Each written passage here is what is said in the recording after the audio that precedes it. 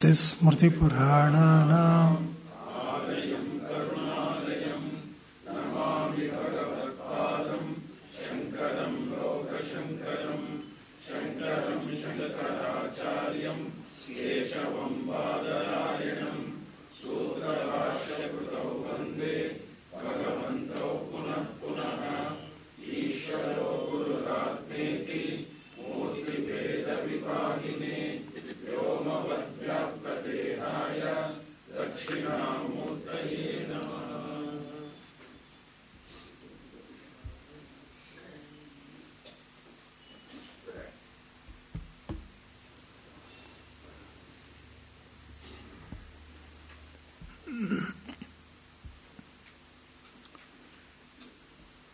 ನೀವು ನೋಡ್ತಾ ಇದ್ರಿ. ಪ್ರಜ್ಞಪ್ತಿ ಅಂದರೆ ವಿಶೇಷ ಜ್ಞಾನ. ಈ ವಿಶೇಷ ಜ್ಞಾನ ಉಂಟಾಗಬೇಕಾಗಿದ್ದರೆ ವಿಷಯ ಇದ್ದೇ ಇರಬೇಕು. ಆಯಿತಾ? ನಾನು ಹೇಳಿದ್ದೀನಿ, ಒಂದು ವಿಷಯದ ಸ್ಮೃತಿಗೂ ವಿಷಯದ ದರ್ಶನಕ್ಕೂ ವ್ಯತ್ಯಾಸ ಇದೆ. ವಿಷಯದ ದರ್ಶನ ಅಂತಂದರೆ ಅಲ್ಲಿ ವಿಷಯ ಇದ್ದೇ ಇರಬೇಕು, ಅದಕ್ಕೆ ವಿಶೇಷ ಜ್ಞಾನ ಅನ್ನೋದು. ಇಲ್ಲಿ ತ್ರಿಪುಟಿ ಇದೆ, ಏನೋ ಜ್ಞಾತ, ಜ್ಞಾನ, ಜ್ಞೇಯ ಅಂತ ತ್ರಿಪುಟಿ ಇದೆ. ಸ್ಮೃತಿನಲ್ಲಿ ತ್ರಿಪುಟಿ ಇಲ್ಲ, ಅಲ್ಲಿ ವಿಷಯದ ಸ್ಮೃತಿ ಇದೆ, ಜ್ಞಾತ ಅಷ್ಟೇ ಇರೋದು. ಗೊತ್ತಾಯ್ತಾ? ಇಲ್ಲಿ ಹೇಳ್ತಾ ಇದ್ದಾನೆಂದರೆ ವಿಶೇಷ ಜ್ಞಾನಕ್ಕೆ ವಿಷಯ ಇದ್ದೇ ಇರಬೇಕು, ಇಲ್ಲದೇ ವಿಶೇಷ ಜ್ಞಾನ ಉಂಟಾಗ ಸಾಧ್ಯವಿಲ್ಲ. ಗೊತ್ತಾಯ್ತಾ? ಅಷ್ಟೂ ಅಲ್ಲ, ಬರೀ ನೋಡೋದು ಅಂತಂತ ಅಂದೇ ಇಲ್ಲ. ನಿಜವಾಗ್ಲೂ ಸುಖ ದುಃಖಗಳು ಉಂಟಾಗ್ತಾ ಇದೆ, ದುಃಖ ಉಂಟಾಗುತ್ತೆ, ಬೆಂಕಿಗೆ ಸೋಕಿದ್ರೆ ಸುಡುತ್ತೆ ಅಂತೂ ಇದೆ. ಆದ್ದರಿಂದ ವಿಷಯ ಇದ್ದೇ ಇರಬೇಕು ಅಂತ ಒಬ್ಬನು ಹೇಳ್ತಾನೆ. ಒಬ್ಬನು ಹೇಳಿದ್ರೆ ಅದಕ್ಕೆ ವಿಜ್ಞಾನವಾದಿ ಅದನ್ನು ಖಂಡನೆ ಮಾಡ್ತಾನೆ. ಬೌದ್ಧ ಅವನೇನು ಖಂಡನೆ ಮಾಡ್ತಾನೆ ಅಂದರೆ, ಇಲ್ಲ, ವಿಷಯ ಇರಬೇಕಾಗಿಲ್ಲ. ಆಯಿತಾ? ಅಂದರೆ ನೀನೇನು ಹೇಳಿದೆಯೋ, ನೋಡಪ್ಪ, ಬೇರೆ ಬೇರೆ ಇಂದ್ರಿಯಗಳಿಂದ ಒಂದೇ ವಸ್ತು ಅಂತ ತಿಳ್ಕೊಳ್ತೀಯ, ಅದು ಇದು ಏನೇನು ಹೇಳಿದೆಯೋ ಅದೆಲ್ಲ ಸರಿಯಾಗೇ ಇದೆ. ಆದರೆ ವಿಷಯ ಇದ್ದೇ ಇರಬೇಕು ಅನ್ನೋದಕ್ಕೆ ಅದು ಉಪಪತ್ತಿ ಅಲ್ಲ, ಅಂದ್ರೂ ಪ್ರೂಫ್ ಅಲ್ಲ. ಹೇಗೆ ಅಂದರೆ, ಅದ್ವೈತದಲ್ಲಿ ಚರ್ಚೆ ಮಾಡಿದಾಗೆ ಮಾಡ್ತಾನೆ. ನೋಡಪ್ಪ, ಅಲ್ಲಿ ನಿಜವಾಗಲೂ ಅಲ್ಲಿ ಏನಿದೆ ವಿಷಯ, ಮಡಿಕೆ ಅಂತ ನೀನು ಹೇಳ್ತಾ ಇದೀಯ, ಮಡಿಕೆ ಎಲ್ಲಿದೆ? ಅಲ್ಲಿ ಮಣ್ಣಲ್ವಾ ಇಲ್ಲಿರೋದು ಅಂತ. ಇವಾಗ ಅದನ್ನು ಇಲ್ಲ ಅಂತ ಹೇಳೋ ಹಂಗಿಲ್ಲ, ಮಣ್ಣೆ ಇರೋದು. ಗೊತ್ತಾಯ್ತಾ? ಅದಕ್ಕೋಸ್ಕರನೇ ಅದ್ವೈತವನ್ನು ಸ್ಥಾಪನೆ ಮಾಡಬೇಕು, ಇದನ್ನು ಬಿಡಬಾರ್ದು. ಗೊತ್ತಾಯ್ತಲ್ಲ, ಸರ್ಕಸ್, ಅದ್ವೈತದಲ್ಲಿ ಆಗೋ ಸರ್ಕಸ್ಸು, ಅದನ್ನು ಬಿಡಬಾರ್ದು, ಅದ್ವೈತ ಸ್ಥಾಪನೆ ಮಾಡಬೇಕು. ಇವಾಗ ಬರೀ ಇಷ್ಟೇ ಹೇಳಿಬಿಟ್ರೆ, ನೀವು ಮಣ್ಣೆ ಇರೋದು ನೀನೊಂದು ಮಡಿಕೆ ಅಂತ ನೋಡ್ತಾ ಇದೀಯ ಅಷ್ಟೇ ಅಂದ್ಬಿಟ್ರೆ ಆವಾಗ ಅದ್ವೈತವಾಯಿತು. ಗೊತ್ತಾಯ್ತಾ? ಇಲ್ಲೇನು ಹೇಳ್ತೀವಿ ಅಂದರೆ, ಅದಕ್ಕೋದ್ರೆ ಮಡಿಕೆ ಇಲ್ಲ ಅಂತ ಅರ್ಥವಲ್ಲ.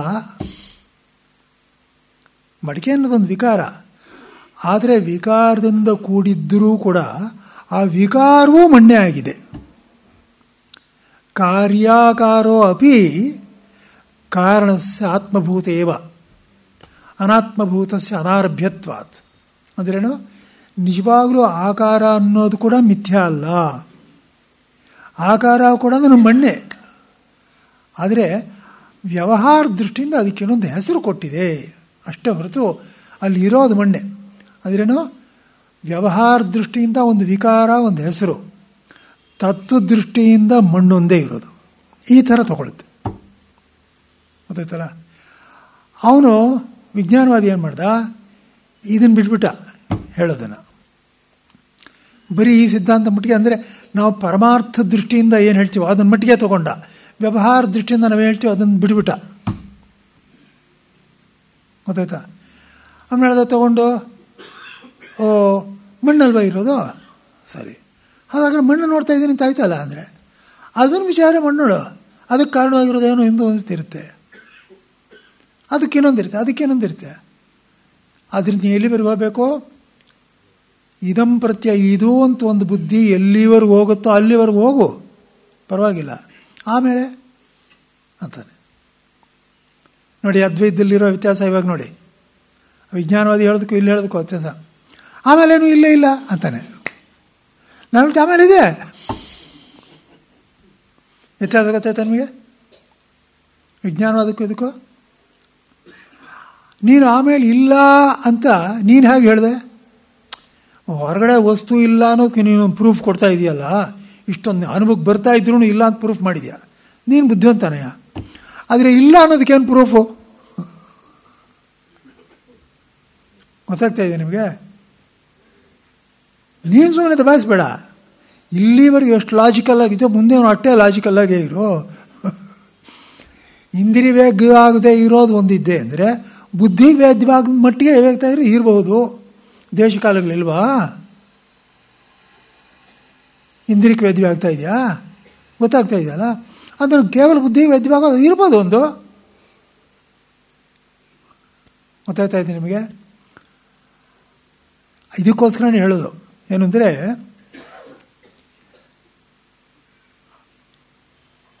ಬುದ್ಧ ಕೂಡ ಹೇಳಬೇಕಾಗಿದ್ದರೆ ಶಾಸ್ತ್ರವನ್ನು ಓದೇ ಅಥವಾ ಗುರು ಪರಂಪರೆಯಿಂದ ಬರದೇ ಇರ್ಬೋದು, ಅವನೇ ಓದ್ಕೊಂಡಿರ್ಬೋದು, ಬುದ್ಧಿವಂತ ಇರ್ತಾನೆ. ಅವನು ಪ್ರಾಯಶಃ ಏನೋ ಇದನ್ನ ಇಟ್ಕೊಂಡು ಹೇಳಿರ್ಬೋದು, ಅದ್ವೈತವನ್ನೇ ಹೇಳಿರಬಹುದು, ನಮಗೆ ಪ್ರೂಫ್ ಇಲ್ಲ. ಗೊತ್ತಾಯ್ತಾ? ಅದನ್ನು ಶಿಷ್ಯರು ಯದ್ವಾ ತದ್ವಾ ಮಾಡಿಬಿಟ್ಟಿರ್ಬೋದು. ಗೊತ್ತಾಯ್ತಾ? ಅವರಲ್ಲೇ 3-4 ಪಂಗಡಗಳಿದೆ. ಗೊತ್ತಾಯ್ತಾ? ಆದರೆ 3-4 ಪಂಗಡಗಳಲ್ಲೂ ಇರ್ತಕ್ಕಂಥ ಸಾಮಾನ್ಯ ಅಂಶ ಏನು ಅಂದರೆ, ವೇದ ವಿರೋಧಿಗಳು, ಸಂಪ್ರದಾಯ ವಿರೋಧಿಗಳು, ಕರ್ಮ ವಿರೋಧಿಗಳು, ಅದು ಸಾಮಾನ್ಯ. ಮೂಲದಲ್ಲಿ ಬೌದ್ಧರವಾದಕ್ಕೂ ಉಪನಿಷತ್ತೇ ಆಧಾರ ಅಂತ ಏನಾದ್ರು ಹೇಳ್ಬೋದು? ನಾನದನ್ನೇ ಹೇಳ್ತಾ ಇರೋದು. ಅಂದರೆ ಬುದ್ಧ ಹೇಗೆ ಧ್ಯಾನ ಮಾಡ್ತಾನೆ ನಾವೆಲ್ಲ ಅಷ್ಟೆಲ್ಲ ಹೇಳೋಕ್ಕಾಗಲ್ಲ, ನಮಗೇನು ಆಧಾರ ಸಿಕ್ಕೋಲ್ಲ. ಖಂಡಿತವಾಗಲೂ ನೋಡ್ಕೊಂಡಿರ್ತಾರೆ. ಯಾಕೆಂದರೆ ಅಲ್ಲಿವರೆಗೂ ನೀವು ನೋಡಿದ್ರೆ, ಪ್ರಪಂಚದ ಇತಿಹಾಸ ನೋಡಿದ್ರೆ ಎಲ್ಲರೂ ಇದರಿಂದ ಮಾರ್ಗದರ್ಶನ ಪಡ್ಕೊಳ್ತಾ ಇದ್ರು. ಸ್ವಂ ಚರಿತ್ರಂ ಶಿಕ್ಷೇರಂ ಪೃಥ್ವ್ಯಾಂ ಸರ್ವಮಾನವ ಅಂತ ಹೇಳೋದು. ಎಲ್ಲರೂ ಇಲ್ಲಿ ಬಂದು ಶಾಸ್ತ್ರ ಕಲ್ಕೊಂಡು ಹೋಗ್ತಾ ಇದ್ರು. ಪ್ರಪಂಚದ ಎಲ್ಲ ಕಡೆಯೂ ಪಂಚಮಹಾಭೂತಗಳನ್ನೇ ಒಪ್ತಾ ಇದ್ದದ್ದು ಎಲ್ಲರೂ. ಪುನರ್ಜನ್ಮ ಅನ್ನೋದನ್ನು ಒಪ್ಪಿದ್ರು. ಇವನು ಪೈಥಾಗರಸ್ ಬಂದ, ಅವಾಗಿನ್ನೂ ಕಲಿಗ ಆರಂಭ ಆಗಿನ ಸ್ವಲ್ಪ ವರ್ಷಗಳಾಗಿದೆ. ಗೊತ್ತಾಯ್ತಾ? ಅವನು ಬಂದು ಪುನರ್ಜನ್ಮ ಇದೆ ಅಂತ ಹೇಳ್ದ. ಅಷ್ಟೊತ್ತಿಗೆ ದ್ವೇಷ ಶುರುವಾಗ್ತಾ ಇತ್ತು ಅಲ್ಲೆಲ್ಲ. ಅವನು ಇಲ್ಲಿ ತನಕ ಬಂದು ಎಲ್ಲ ತಿಳ್ಕೊಂಡು ಹೋಗಿದ್ದಾನೆ. ಆಮೇಲೆ ಅವನು ಅಲ್ಲಿಂದ ಗಡಿಪಾರು ಮಾಡಿಬಿಟ್ರು. ಅವನು ಗ್ರೀಸ್ನಿಂದ 500 ಮೈಲಿಗೂ ಈ ಕಡೆಗೆ ಬಂದು ಅವನಲ್ಲೇ ಇದ್ದ, ಅವನು ಸತ್ತೋದ. ಪುನರ್ಜನ್ಮ ಹೇಳಿದ್ದಕ್ಕೋಸ್ಕರ ಅವನು ಓಡಿಸ್ಬಿಟ್ರು. ಗೊತ್ತಾಯ್ತಾ? ನಾನು ಯಾತಕ್ಕೆ ಹೇಳ್ತೀನಿ ಅಂದರೆ, ಎಲ್ಲ ಕಡೆಯೂ ವೈದಿಕ ಧರ್ಮವೇ ಇತ್ತು. ಗೊತ್ತಾಯ್ತಾ? ಹಾಗೆ ನೋಡೋಕೋದ್ರೆ ರೆಡ್ ಇಂಡಿಯನ್ಸ್ ಅವೆಲ್ಲ ಸೌತ್ ಅಮೆರಿಕಾ ಅಲ್ಲೆಲ್ಲ ಇವತ್ತಿಗೂ ಸ್ವಾಹ ಸ್ವಾಹ ಅಂತ ಹೋಮಗಳು ಮಾಡ್ತಾರೆ. ಆ ಸ್ವಾಹಾಗೆ ಏನು ಅರ್ಥ ಗೊತ್ತಿಲ್ಲ ಅಂತೂ ಮಾಡ್ತಾರೆ. ಗೊತ್ತಾಯ್ತಲ್ವಾ? ಅದಕ್ಕೋಸ್ಕರ ನಾವು ಹೇಳೋದು, ಕಲಿಯುಗದ ಪ್ರಭಾವದಿಂದ ಅನೇಕ ಅನಾಹುತಗಳಾಗೋಗಿದೆ. ಗೊತ್ತಾಯ್ತಾ? ನಾವು ಅದರಲ್ಲಿ ಆ ಕೊನೆ ಪಕ್ಷ ಆರಂಭದಲ್ಲಿ ಹುಟ್ಟುತ್ತಾ ಇರೋರು. ನಾವು ಕಲಿಯುಗದ ಆರಂಭದಲ್ಲಿ ಸ್ವಲ್ಪ ಎಚ್ಚೆತ್ಕೊಂಡು ಪಾರಾಗೋದಕ್ಕೆ ಪ್ರಯತ್ನ ಪಡಬೇಕು. ನಿಜವಾಗ್ಲೂ ಭಾಳ ಕಷ್ಟವಾಗುತ್ತೆ. ಬರ್ತಾ ಬರ್ತಾ ಇನ್ನೂ ಗೋಳಾಗುತ್ತೆ. ಇರೋದಿಲ್ವಾಗ ಒಂದು ಸ್ವಲ್ಪ ವಾಸಿ. ಅದಾಯ್ತಲ್ವ? ಅದರಿಂದ ಅದೇನಾದರೂ ಇಲ್ಲಿ, ಅದಕ್ಕೋಸ್ಕರ ಬುದ್ಧನ ಬಗ್ಗೆ ಅಗೌರವ ಅಂತ ಅಲ್ಲ. ಅದಾಯ್ತಾ? ಒಟ್ಟಿನಲ್ಲಿ ಅವ್ರು ಹೇಳಿರೋ ಸಿದ್ಧಾಂತದಿಂದ ದೇಶಕ್ಕೆ ತುಂಬ ಹಾನಿಯಾಗಿದೆ, ಅಟ್ಮಟ್ಟಿಗೆ ಗ್ಯಾರಂಟಿ. ಗೊತ್ತಾಯ್ತಲ್ವ? ಅದರಿಂದ ಎಲ್ಲ ಏನಾಗಿದೆ, ಅಲ್ಲಿ ವಾಚಾರಮಣ ವಿಕಾರ ಅನ್ನೋದು ಓದ್ಕೊಂಡಿರ್ತಾನೆ. ಅದಕ್ಕೋಸ್ಕರ ಅದು ಮಿಥ್ಯಾ ಮಿಥ್ಯಾ ಮಿಥ್ಯಾ ಅಂತ ಹೇಳೋದಕ್ಕೆ ಒಂದು ಆಧಾರ ಸಿಕ್ತು. ಇಲ್ಲ ಅಂತ ಇದು ಅವನಿಗೆ ಅರ್ಥವಾಗಿಯೂ ಹೇಳಲಿಲ್ವೋ ಅಥವಾ ಅರ್ಥವಾಗಿದ್ದರೂ ಇವರು ತಿಳ್ಕೊಳ್ಳಿಲ್ವೋ ಶಿಷ್ಯರು, ಇದನ್ನು ಬಿಟ್ಟರು. ಇದನ್ನು ಬಿಟ್ಟು ಏನೂ ಇಲ್ಲ ಅಂದರು. ಯಾಕೆಂದರೆ ಅವರು ಅನೇಕರು ಇವಾಗಲೂ ಉಪಯೋಗಿಸ್ತಾರೆ. ಶೂನ್ಯ ಸಂಪಾದನೆ ಅಂತಾರೋ ಇಲ್ಲಪ್ಪ, ಅವ್ರ ಮನಸ್ಸಿನಲ್ಲಿ ನಿಜವಾಗ್ಲೂ ಇರೋ ಸಮಾಧಿ ಅಂತಲೇ. ಅದು ಯೋಗ ಚಿತ್ತವೃತ್ತಿ ನಿರೋಧ ಆಗಲಿ ಅಥವಾ ಯಾವುದಾದ್ರೂ ಆಗಲಿ, ಒಟ್ಟಿನಲ್ಲಿ ಆ ಮನಸ್ಸು ಲೈವ್ ಆಗೋದು ಅದು ತತ್ವ ಅಂತ ತಿಳ್ಕೊಂಡಿದ್ದಾರೆ. ಅದನ್ನೇ ಇವರು ಶೂನ್ಯ ಅಂತ ಹೇಳಿದ್ರೆ ಹಾಗೆ ಅವನು ಶೂನ್ಯ ಅಂತ ಹೇಳಿರಬಹುದು. ಗೊತ್ತಾಯ್ತಾ ಇದ್ದೀರಾ? ಆದ್ದರಿಂದ ಯಾರ ಮೇಲೆ ಇಂಥವ್ರ ಮೇಲೆ ಅಂತ ತಪ್ಪು ಹೊರಿಸೋಕ್ಕಾಗಲ್ಲ. ಒಟ್ಟಿನಲ್ಲಿ ಆಗೋಗುತ್ತೆ ಏನೋ ತಪ್ಪುಗಳು. ಗೊತ್ತಾಯ್ತಲ್ವ? ಆದ್ದರಿಂದ ಏನಾಗಿದೆ ಅಂದರೆ ಅದನ್ನು ಬಿಟ್ಬಿಟ್ಟ. ಆದ್ದರಿಂದ ಬೌದ್ಧನಿಗೆ ಏನಾಯಿತು ಅಂದರೆ ವಿಷಯವೂ ಇಲ್ಲ ಆತ್ಮನೂ ಇಲ್ಲ ಅಂತ ಆಗೋಯ್ತು. ಗೊತ್ತಾಯ್ತಾ? ಇವಾಗ ಅದಕ್ಕೋಸ್ಕರ ನಾವೇನು ಮಾಡ್ತೀವಿ ಅಂದರೆ, ನೋಡಪ್ಪ ನಿಜವಾಗ್ಲೂ ವಿಷಯ ಇಲ್ಲ ಅನ್ನೋದನ್ನು ಹೀಗೆ ತೋರಿಸಿದ್ದೀವಿ. ಇಲ್ಲ ವಿಷಯ ಹೋಗಲಿ, ಇದು ವಿಷಯನ್ನಿಟ್ಕೊಂಡು ನಾ ಮಾತಾಡ್ತಾ ಇರೋದು ಅಂತ ಒಂದಾಯಿತು. ಗೊತ್ತಾಯ್ತಾ? ನೀನೇ ಹೇಳು, ವಿಷಯ ಇಲ್ಲದೆ ಕೂಡ ವಿಶೇಷ ಜ್ಞಾನ ಉಂಟಾಗುತ್ತೋ ಇಲ್ವೋ? ಇಲ್ರಿ ಆಗುತ್ತೆ. ಸರ್ಪ ಇಲ್ವೇ ಅಲ್ಲಿದೆ ಅಂತ ಹೇಳ್ತೀಯಲ್ಲ, ಹಾವು ಅಂತ ಕಿರಿಸ್ತೀಯಲ್ಲ, ಇಲ್ಲೋ ಹಾವು ಇಲ್ವಲ್ಲ ಅಂದರು. ದುರದೃಷ್ಟವಶಾತ್ ಈ ವಾಕ್ಯ ಇವಾಗ ನಮ್ಮವರು ಹಿಡ್ಕೊಂಡಿದ್ದಾರೆ. ಇದೊಂದು ಮಹಾ ದುರದೃಷ್ಟ ಇದು. ಗೊತ್ತಾಯ್ತಲ್ವ? ಬರೀ ಹಾವಿನ ಬಗ್ಗೆನೇ ಗಮನ ಇಟ್ಕೊಂಡಿದ್ದಾರೆ. ಆ ದೃಷ್ಟಾಂತ ಇಟ್ಕೊಂಡು ಹಾವಿನ ಬಗ್ಗೆ ಗಮನ ಮಾತಾಡ್ತಾ ಇದ್ದಾರೆ, ಹಗ್ಗದ ಬಗ್ಗೆ ಮಾತಾಡೋದೇ ಇಲ್ಲ. ಹಾವು ಮಿಥ್ಯ ರೀ, ಯಾರಿಲ್ಲ ಅಂತ ಹೇಳಿದ್ದು. ಆ ಶಾಸ್ತ್ರ ಏನು ಹೇಳೋದು? ಮಿಥ್ಯಾಜ್ಞಾನಕ್ಕಿರೋ ಜ್ಞೇಯ ಅದು ಮಿಥ್ಯಾಜ್ಞಾನ ಅಂದ್ಕೊಳ್ಳಿ. ಅಲ್ಲಿ ಇನ್ನೊಂದಿದೆ, ಅದನ್ನು ನೋಡಿದ್ರೆ ಅದನ್ನು ತಿಳ್ಕೊಂಡತಾನೆ ಸಮ್ಯಜ್ಞಾನ. ಆದ್ದರಿಂದ ಹಗ್ಗವನ್ನು ನೋಡಿ ಹಗ್ಗವನ್ನೇ ನಾನು ಇದು ಅಂತ ಮಿಸ್ಟೇಕ್ ಮಾಡಿಕೊಂಡೆ ಅಂತ ಹೇಳಬೇಕು. ಅದು ಹೇಳೋದು ಅದ್ವೈತ. ಹಗ್ಗದ ಬಗ್ಗೆ ಉಲ್ಲೇಖನೇ ಬಿಟ್ಬಿಟ್ಟು ಬರೀ ಹಾವು ಮಿಥ್ಯ ಅಂತಲೇ ಮಾತಾಡ್ತಾ ಇದ್ದಾರಲ್ಲ, ನಮ್ಮವ್ರು ಕೂಡ ಮಾತಾಡ್ತಾ ಇದ್ದಾರೆ ನೋಡಿ. ಇದಕ್ಕೆ ವಾಕ್ಯ ಹೇಳಿದ್ದೀನಿ ಚಾಂದೋಗ್ಯದಲ್ಲಿ, ಬಹುಸ್ಯಾಂ ಪ್ರಜಾಯೇಯ ಯಥಾ ರಜ್ವಾದ ಸರ್ಪಾದ್ಯಾಕಾರಣ ಬುದ್ಧಿ ಪರಿಕಲ್ಪಿತೇನ ಅಂದರು. ಯಾವ ರೀತಿ ರಜ್ಜು ಸರ್ಪಾದಿ ಆಕಾರಗಳಿಂದ ಬುದ್ಧಿ ಪರಿಕಲ್ಪಿತವಾಗಿದೆಯೋ ಹಾಗೆ ಇದೆಲ್ಲ ಪರಿಕಲ್ಪಿತವಾಗಿದೆ ಅಂದರು. ಅವನು ಹಿಡ್ಕೊಂಡ ತಾರ್ಕಿಕ. ಹಾಗಾದ್ರೆ ಕಾರ್ಯ ಅಸತ್ತು ತಾನೆ. ನೀವು ಕೊಟ್ಟರೆ ಸರ್ಪ ದೃಷ್ಟಾಂತ ಕೊಟ್ಟರೆ ಜಗತ್ತಿನ ವಸ್ತುಗಳಿಗೆ ಸರ್ಪ ಇಲ್ಲ, ಅದಕ್ಕೋಸ್ಕರ ಅದೂ ಇಲ್ಲ. ಬುದ್ಧಿ ಪರಿಕಲ್ಪಿತ ಅಂತ ಬೇರೆ ಹೇಳಿದ್ದೀರಾ. ಯಾಕೆಂದರೆ ಮುಂಚೆ ಇಲ್ಲ, ಇವನು ಕಲ್ಪನೆ ಮಾಡಬೇಕು, ಆಮೇಲೆ ಅದನ್ನು ತಂದಿಡ್ತಾನೆ. ಆದ್ದರಿಂದ ಈ ಆಕಾರ ಅನ್ನೋದು ಮಣ್ಣಿನಲ್ಲಿ ಕಾಣಿಸ್ಕೊಳ್ಳುತ್ತೆ ಹೋಗುತ್ತೆ ಅಷ್ಟೇ. ಆದ್ದರಿಂದ ಇದಕ್ಕೆ ಪ್ರಾಗಭಾವ ಇದೆ, ಪ್ರಧ್ವಂಸಾಭಾವ ಇದೆ. ಅಂದ್ರೇನು?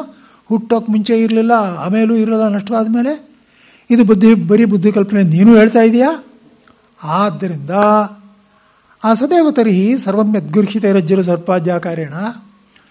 ಹಾಗಿದ್ರೆ ಈ ವಸ್ತುಗಳು ಏನೇನು ನೋಡ್ತಾ ಇದೆಯೋ ಹಾಗೇನು ಬುದ್ಧಿ ಪರಿಕಲ್ಪಿತವಾಗಿರ್ತಕ್ಕಂಥ ಹಾವಿನಂತೆ ಇದು ಕೂಡ ಅಸತ್ಯ ಆಯ್ತಲ್ಲ ತಾನೆ. ಅದಕ್ಕೇನು ಹೇಳ್ತಾರೆ? ಒಂದು ಚಾವಟಿ ತೊಗೊಂಡು ನೋಡ್ತಾರೆ. ಎಂಥ ಮಾತಿದು! ಈ ಅನ್ನೋದನ್ನು ಬಿಟ್ಟಿದಾರಲ್ಲ, ಬಿಟ್ಬಿಟ್ಟೇಗೆ ಹೇಳಿದ್ದಾರೆ. ಸತಯೇವ ದ್ವೈತ ಭೇದೇನ ಅನ್ಯಥಾ ಗೃಹ್ಯಮಾಣತ್ವಾತ್ ನ ಅಸತ್ವಂ ಕಸ್ಯಚಿತ್ ಕ್ವಚಿತ್ ಇತಿ ಬ್ರೂಮ. ಏನು ವಾಕ್ಯ ಅದು ಗೊತ್ತೇನೋ? ಹಾಗಲ್ಲ ನಾ ಹೇಳಿದ್ದು. ನಾ ಹೇಳಿದ್ದೇನು ಅಂದರೆ, ಸದ್ವಸ್ತುವನ್ನೇ ಅಂದರೆ ಹಗ್ಗವನ್ನೇ ನೀನು ತಪ್ಪಾಗಿ ತಿಳ್ಕೊಳ್ತಾ ಇದೀಯಾ ಅಂತ ನಾನು ಹೇಳ್ತಾ ಇರೋದು. ನಿನ್ನ ಸಂಸ್ಕಾರದಿಂದ ನೀನು ಅದನ್ನು ತಪ್ಪು ತಿಳ್ಕೊಳ್ತಾ ಇದೆಯಾ. ಅಲ್ಲಿರೋ ಸದ್ವಸ್ತು ನೀನು ತಿಳ್ಕೊಳ್ತಾ ಇರೋದು ತಪ್ಪಷ್ಟೇ ಅಂತ ನಾ ಹೇಳ್ತಾ ಇರೋದು. ಆದ್ದರಿಂದ ಸತಯೇವ ದ್ವೈತ ಭೇದೇನ ಅನ್ಯಥಾ ಗೃಹ್ಯಮಾಣತ್ವಾತ್. ನಮ್ಮ ವೇದಾಂತ ಡಿಕ್ಷನರಿನಲ್ಲಿ ಅಸತ್ತು ಅನ್ನೋದು ಇಲ್ಲವೇ ಇಲ್ಲ. ಕಸ್ಯಚಿತ್ ಕ್ವಚಿತ್ ಹೇಗಿದೆ ನೋಡ್ರಿ. ಈ ವಾಕ್ಯ ನೆನ್ಪಿಡಿ ಪ್ರತಿಯೊಬ್ಬರು. ವೇದಾಂತದ ಪ್ರಕಾರ ಯಾರಿಗೂ ಯಾವಾಗಲೂ ಅಸತ್ತು ಅನ್ನೋದೇ ಇಲ್ಲ. ಚೆನ್ನಾಗಿ ಜ್ಞಾಪಕ ಇಡಿ. ಎಲ್ಲ ಸದ್ವಸ್ತುವೆ. ನೀ ಏನೇನು ನೋಡ್ತಾ ಇದೆಯೋ ಸದ್ವಸ್ತು ಅದೆಲ್ಲ. ಹಾಗಾದ್ರೆ ಹಾವು ಅದು ಮಿಥ್ಯಾಜ್ಞಾನ. ಸಮ್ಯಜ್ಞಾನದಿಂದ ನೋಡು. ಸಮ್ಯಜ್ಞಾನದಿಂದ ಅದನ್ನು ಹೇಗೆ ನೋಡಲಿ? ಹಾವಿನಂತೆ ಕಾಣುವ ಹಗ್ಗ ಅಂತ ತಿಳ್ಕೊ, ಸಮ್ಯಜ್ಞಾನ ಅದು. ಹಾಗೇನೆ ಜಗತ್ತಿಂದ ಕಾಣುವ ಬ್ರಹ್ಮ ಅಂತ ತಿಳ್ಕೊ, ಸಮ್ಯಜ್ಞಾನ ಅದು.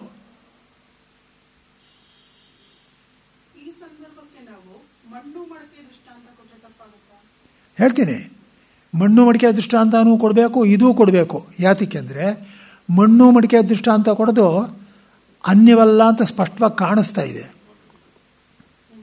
ಅದನ್ನು ಕಾರ್ಯಕಾರಣ ಅನ್ಯತ್ಯ ನ್ಯಾಯದಲ್ಲಿ ಮೊದಲನೇ ಭಾಗಕ್ಕೆ, ಮೊದಲ ಗಡಿಗೆ ಮಣ್ಣಿಗಿಂತ ಅನ್ಯವಲ್ಲ ಅನ್ನೋದಕ್ಕೆ ತೋರಿಸ್ಬೇಕು. ಆದರೆ ಮಣ್ಣು ಗಡಿಗೆಗಿಂತ ಅನ್ಯ ಅನ್ನೋದು ಇನ್ನೊಂದು ಇದೆಯಲ್ಲ, ಅದನ್ನು ತೋರಿಸೋದಕ್ಕೆ ಇದು ಕೊಡಬೇಕು.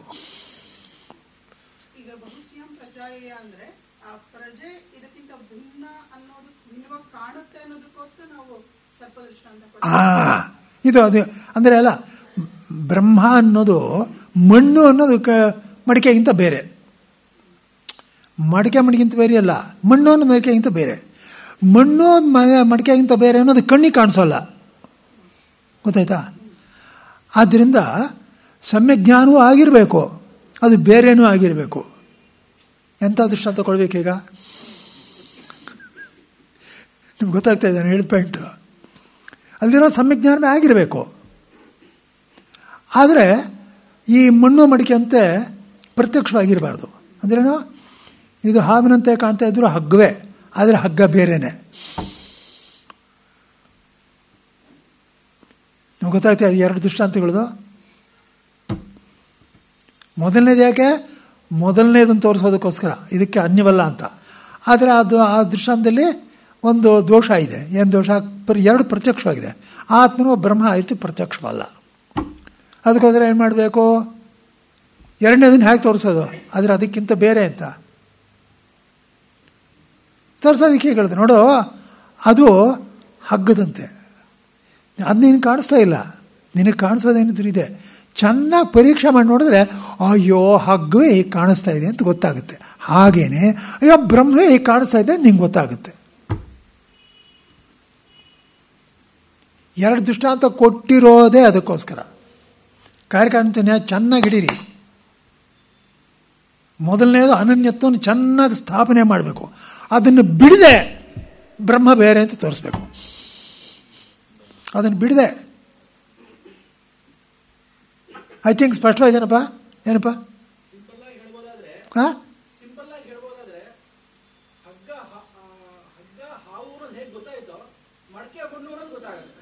ಏನೋ ಒಂದ್ಸಲ ಗೊತ್ತಾಯ್ತು. ಹೌದು ಹೌದು ಹೌದು, ನಿಜ. ಹೌದು, ಗೊತ್ತಾಯ್ತಲ್ವಾ?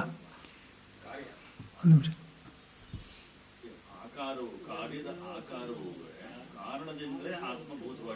ಹೌದು ಹೌದು ಹೌದು. ಕಾರ್ಯಾಕಾರ ಅಂತ ಅನ್ನೋದು ಮಣ್ಣಿಗಿಂತ ಬೇರೆ ಅಲ್ಲ ಅಂತ ಹೇಳ್ಬೇಕಾ? ಹೌದು, ಮಣ್ಣನ್ನು ಬಿಟ್ಟಿಲ್ಲ ಅಂತ ಹೇಳ್ಬೇಕು. ಬೇರೆ ಆದರೆ ಅದು ಎರಡು ಒಂದೇ. ಕಾರ್ಯಾಕಾರ ಅಂತ ಅನ್ನೋದನ್ನ ಒಂದು ಸಪರೇಟ್ ಆಗಿ ಒಂದು ಎಂಟಿಟಿನ ತರ ತಗೊಂಡು ಹೇಳ್ತೀನಿ ಕೇಳಿ. ಇಲ್ಲ ಅಲ್ವೇ? ಹಾಗಲ್ಲ. ಒಂದು ನಿಮಿಷ. ಇವಾಗ ಕಾರ್ಯಾಕಾರ ಇದೆ ಅಂತಲೂ ಹೇಳ್ತಾ ಇದ್ದೀವಿ, ಇಲ್ಲ ಅಂತಲೂ ಹೇಳ್ತಾ ಇದ್ವಿ. ಏನು ಸರ್ಕಸ್ ಏನಿದೆ ನೋಡಿ. ನಾನು ಮಣ್ಣಿನ ಸಮೇತ ನೋಡ್ತಾ ಇದ್ದಾಗ ಆ ಕಾರ್ಯಾಕಾರ ಅನ್ನೋದು ಇದೆ. ಆದರೆ ನಾನು ಆಕಾರ ಅಂತ ಇಂದಿರಿಂದ ಗುರುತಿಸ್ತಾ ಇದ್ದೀನಿ. ಆದರೆ ಅದು ಮಣ್ಣು ಅನ್ನೋದು ತಿಳ್ಕೊಂಡಿದ್ದೀನಿ. ಅಂದ್ರೇನು?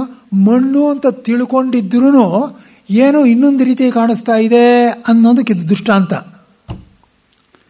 ಯಥಾ ದೇವದತ್ತ ಸಂಕೋಚಿತ ಹಸ್ತಪಾದ ಪ್ರಸಾರಿತ ಹಸ್ತಪಾದಶ್ಚ ಅನ್ಯತ್ವೇನ ದೃಶ್ಯಮಾನೋ ಮನಸ್ತ್ವನ್ಯತ್ವಂ ಗಚ್ಚತಿ.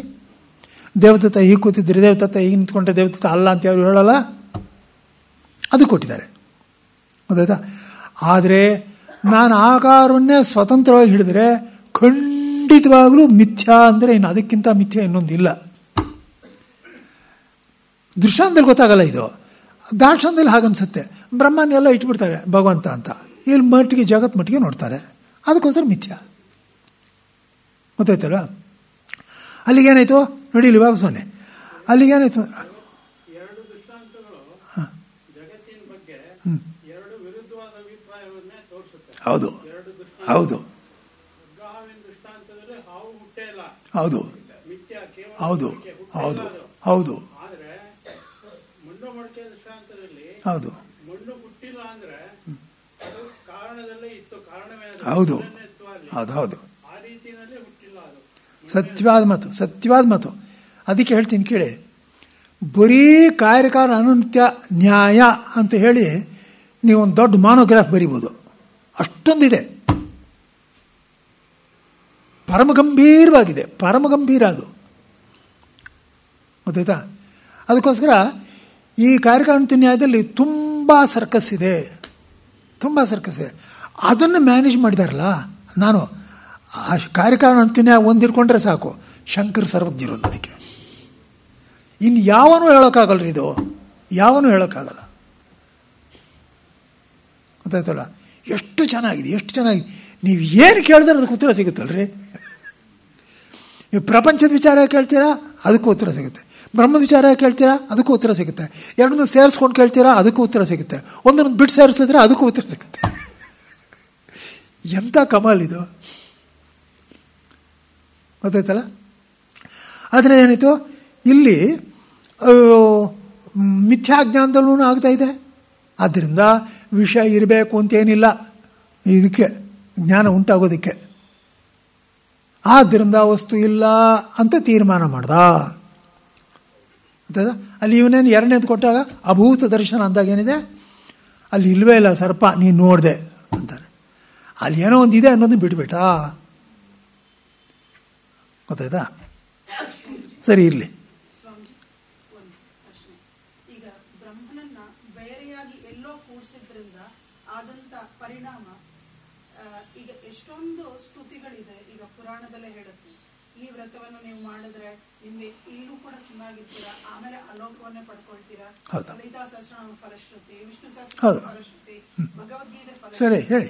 ಇದೆಲ್ಲಾನು ಎಷ್ಟು ಅದ್ಭುತವಾದನ್ನ ಹೇಳುತ್ತೆ. ಆದ್ರೆ ಮನಸ್ಸಿನಲ್ಲಿ ಒಂದು ಸಂಶಯ ಮೂಡಿಬಿಡುತ್ತೆ, ಎಲ್ಲಿ ಸಿಗುತ್ತೆ ನಮ್ಗೆ ಅಂತದ್ದು. ಇಲ್ಲ, ಅದಕ್ಕೆ ನೋಡಿ ಶಂಕರ್ ಇದನ್ನು ಸ್ಪಷ್ಟವಾಗಿ ಮಾಡಿದ್ದಾರೆ. ಯಾಕೆಂದರೆ ನಾನು ಬೇರೆ ಅಂತ ತಿಳ್ಕೊಂಡ್ರೂ ಕೂಡ ಅದು ನಿಜವಾಗ್ಲೂ ಅಲ್ಲೇನು ಬೇರೆ ಆಗಿಲ್ವಲ್ಲ, ಹೌದು ತಾನೆ? ಅದಕ್ಕೊಂದು ದೃಷ್ಟಾಂತ ಹೇಳ್ತಾರೆ ಶಂಕರು. ಇವಾಗ ನಾನು ಏನೋ ತಿಳಿದೆ, ಒಂದು ಲ್ಯಾಕ್ಸೇಟಿವ್ ತೊಗೊಂಡ್ಬಿಟ್ಟೆ ಅಂತ ಇಟ್ಕೊಳ್ಳಿ. ಅದು ತಿಳಿಲಿಲ್ಲ, ನಂಗೆ ತಿಳಿಲಿಲ್ಲ ಅಂದ್ರೆ ಅದೇನು ಕೆಲಸ ಮಾಡಬೇಕು, ಅದು ಮಾಡುತ್ತೋ ಇಲ್ವೋ? ಶಂಕರ್ ಕೊಟ್ಟಿರೋ ದೃಷ್ಟಾಂತ. ಹಾಗೇನೆ ಇಲ್ಲಿ ನನಗೆ ಗೊತ್ತಿದೆ ಗೊತ್ತಿಲ್ಲ ಅನ್ನೋದು ಬಿಡು, ಅಲ್ಲಿ ಬ್ರಹ್ಮ ಇರೋದ್ರಿಂದ ಅಲ್ಲಿ ಏನು ವ್ಯವಹಾರಕ್ಕೆ ಆಧಾರವಾಗಿ ಬ್ರಹ್ಮ ಇದೆ, ಆ ವ್ಯವಹಾರ ನಡೀತಾ ಇದೆ. ಆ ವ್ಯವಹಾರದ ಫಲ ಏನಾಗಬೇಕು ಅದು ಹಾಗೇ ಆಗುತ್ತೆ. ಅದಕ್ಕೋಸ್ಕರನೇ ಹೇಳಿರೋದು ಇದನ್ನೆಲ್ಲ. ಆದ್ದರಿಂದಲೇ ಕಾರ್ಯಕಾರಣ ನ್ಯಾಯದಲ್ಲಿ ಪೂರ್ವಾರ್ಧ ಕರ್ಮವನ್ನು ಸಿದ್ಧ ಮಾಡುತ್ತೆ, ಉತ್ತರಾರ್ಧ ಪರಮಾರ್ಥವನ್ನು ಸಿದ್ಧ ಮಾಡುತ್ತೆ, ಒಂದನ್ನು ಬಿಟ್ಟಿಲ್ಲ. ಅದಕ್ಕೋಸ್ಕರನೇ ಅಲ್ವೇ ಹೇಳಿದ್ದಿಲ್ಲ, ಒಂದೊಂದು ಮಾತು ನೆನಪಿಡಿ, ನೋಟ್ ಮಾಡ್ಕೊಳ್ಳಿ. ಅದು ಮುಂಡಕದಲ್ಲಿ ಏನು ಹೇಳಿದ್ದಾರೆ ಅಂತಂದರೆ, ಈ ಸ್ವರ್ಗಗಳು ಅದು ಇದು ಏನೇನೋ ಹೇಳಿದೆಯಲ್ಲ ಅಂದರೆ ಅವಿತಥ, ಅವಿತಥ ಅಂತ ಪದ ಉಪಯೋಗಿಸಿದ್ದಾರೆ. ಅವಿತಥ ಈ ಲೋಕಗಳು, ಏನೋ ಬುರುಡೆ ಅಂತ ತಿಳ್ಕೊಬೇಡಿ, ಕರ್ಮ ಮಾಡಬೇಕು, ಆ ಫಲ ಸಿಗುತ್ತದು ಅಂತ ಹೇಳಿದ್ದಾರೆ. ಗೊತ್ತಾಯ್ತಲ್ವಾ? ಅಲ್ಲಿ ಏನಾಯಿತು, ನಾನು ಬೇರೆ ಅಂತ ಮಾಡಿದ್ರು ಅದು ನಿಜವಾಗ್ಲೂ ಬೇರೆ ಆಗಿಲ್ಲ, ಆಗ್ತಾ ಇದೆ. ಆ ಪರಮಾತ್ಮ ನಾನು ಅನುಗ್ರಹ ಮಾಡ್ತಾನೆ. ನಾನು ಯಾರನ್ನು ಬೇರೆ ಅಂತ ತಿಳ್ಕೊಂಡಿದ್ದೀನೋ ಆ ಪರಮಾತ್ಮ ನನಗೆ ಅನುಗ್ರಹ ಮಾಡ್ತಾನೆ. ಜ್ಞಾನಿ ಆದಮೇಲೆ ಅನುಗ್ರಹಕ್ಕೆ ಯಾರೂ ಬೇರೆ ಇಲ್ಲ, ಅವನೇ ಜ್ಞಾನಿ ತ್ವಾತ್ಮೇ ಮತ. ಇದೇ ಸ್ಪಷ್ಟವಾಗಿ ಮಾಡಿದ್ದಾರೆ. ಯಾರು ಅವಿದ್ಯಾಕಲ್ಪಿತ ನಾಮರೂಪಗಳನ್ನು ಅನುಸರಿಸ್ಕೊಂಡಿರ್ತಾರೋ ಅವ್ರಿಗೆ ಈಶ್ವರತ್ವ ಅನುಗ್ರಹ ಮಾಡ್ತಾನವನು. ಯಾರು ಅವಾಸ್ತರೋಪಾಧಿ ಸ್ವರೂಪಿ ಆತ್ಮನಿ ಯಾರು ಉಪಾಧಿ ಭಾವನ ಬಿಟ್ಬಿಟ್ಟಿದಾರೋ ಅವ್ರ ಅನುಗ್ರಹ ಅದು ಏನಿಲ್ಲ, ಅಲ್ಲ ಅವ್ರ ಪಾಟ್ಗೆ ಅವ್ರು ಹೋಗ್ಕೋತಾರೆ. ಹಾಗಿದ್ರೆ ಈಗ ನನಗೆ ಆ ಫಲ ಸಿಗ್ತಾ ಇಲ್ಲ ಅಂದ್ರೆ ನನಗೆ ಯೋಗ್ಯತೆ ಇಲ್ಲ, ನನಗೆ ಶ್ರದ್ಧೆ ಇಲ್ಲ, ದೃಢವಾಗಿಲ್ಲ ಅಂತ ಅರ್ಥನ? ಯಾವುದು ಎರಡಿದೆ. ಇವಾಗ ಕರ್ಮ ಮಾಡ್ತಾ ಇರುವಾಗ ಫಲ ಸಿಗದೆ ಇದ್ರೆ ಕರ್ಮ ಚೆನ್ನಾಗಿ ಮಾಡಿಲ್ಲ ಅಂತ ಅರ್ಥ, ಪೂರ್ತಿ ಮಾಡಿಲ್ಲ ಅಂತ ಅರ್ಥ. ಚನಕೇಶವಧಾನಿಗಳು ಅಂತಿದ್ರು, ಮಹಾಕರ್ಮಿಷ್ಠರು, ಬಹಳ ಫಸ್ಟ್ ಕ್ಲಾಸ್ ಅವರು. ಅವ್ರು ಹೇಳೋದು, ಕರ್ಮವನ್ನು ಹೇಗೆ ಮಾಡಬೇಕೋ ಹಾಗೆ ಮಾಡಿದ್ರೆ ಫಲ ಸಿಕ್ಕುವುದಿಲ್ಲ ಅನ್ನೋದು ನಾನು ನಂಬುವುದಿಲ್ಲ ಅಂತ ಇದ್ರು ಅವರು. ಏನು ಮಾಡಬೇಕು ಅದು ಮಾಡಬೇಕು. ಅದನ್ನು ಮಾಡಿದೆ ನಾನು ಸುಮ್ಮನೆ ಫಲ ಕೇಳಿದ್ರೆ, ನಾನು ಮಾಡ್ತಾ ಇರೋದು ಒಂದು ಹೋಮ ಅದು ಇದು ಫೋಟೋ ತೊಗೊಂಡು ಅಲ್ಲಿ ಇಲ್ಲಿ ನೋಡ್ಕೊಂಡು ಹೇಗಿದೆ ನಾನು ನೋಡಿ ಅಂತಂತ ಇದು ಫಲ ಸಿಗುತ್ತೇನೆ ರೀ? ಏನು ಏಕಾಗ್ರತೆ ಬೇಕು, ಆ ಕರ್ಮದ ಕ್ರಮ ಬೇಕು, ಉಚ್ಚಾರ ಬೇಕು, ಎಲ್ಲ ಬೇಕು. ಇದೊಂದು ಆಭಾಸ.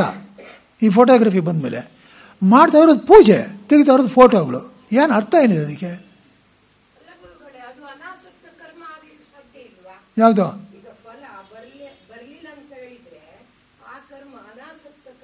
ಅಲ್ಲ, ಅನಾಸಕ್ತ ಕರ್ಮ ಅಂದ್ರೆ ಸರಿ, ಆಸಕ್ತಿ ಇಲ್ಲದೆ ಇರೋ ಕರ್ಮ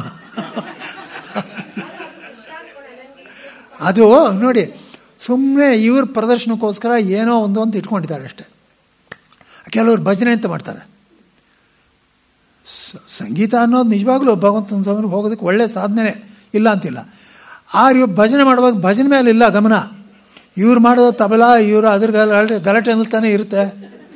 ಏನು ಸಿಗುತ್ತೆ ಅದಕ್ಕೆ ಫಲ? ಹಾಗೇ ಇಲ್ಲ ಆಗಿರೋದು ಅಷ್ಟೆ. ಅದಕ್ಕೋಸ್ಕರ ಕರ್ಮಕ್ಕೆ ಫಲ ಇದೆ,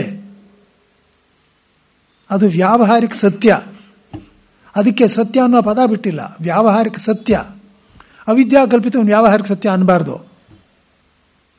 ಅದು ವ್ಯಾವಹಾರಿಕ ಸತ್ಯ, ಅದಕ್ಕೋಸ್ಕರ ವ್ಯಾವಹಾರಿಕ ಸತ್ಯ. ಅವಿದ್ಯಾ ಕಲ್ಪಿತ ಅನ್ನೋದು ಇಲ್ಲವೇ ಇಲ್ಲ, ಅತ್ಯಂತ ಅಭಾವ ಅದು. ಏನು ಅಷ್ಟೇ, ಅದು ಅಷ್ಟೇ, ಖಂಡಿತವಾಗಲೂ ಅಷ್ಟೇ, ಪ್ರತಿಯೊಂದು ಅಷ್ಟೇ. ಸಕಾಮವಾಗಿ ಮಾಡಿದ್ರೆ ಅದಕ್ಕೆ ಫಲ ಇದೆ, ನಿಷ್ಕಾಮವಾಗಿ ಮಾಡಿದ್ರೆ ಮೋಕ್ಷ ಕಳ್ಕೊಂಡು ಬರುತ್ತೆ. ಗೊತ್ತಾಯ್ತಲ್ವ?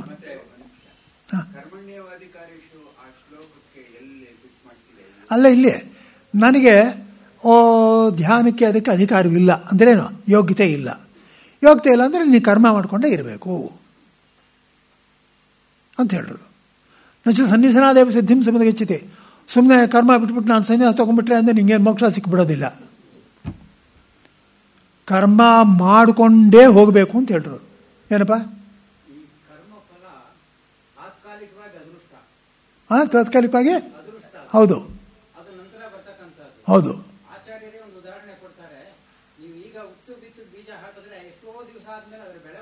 ಹೌದು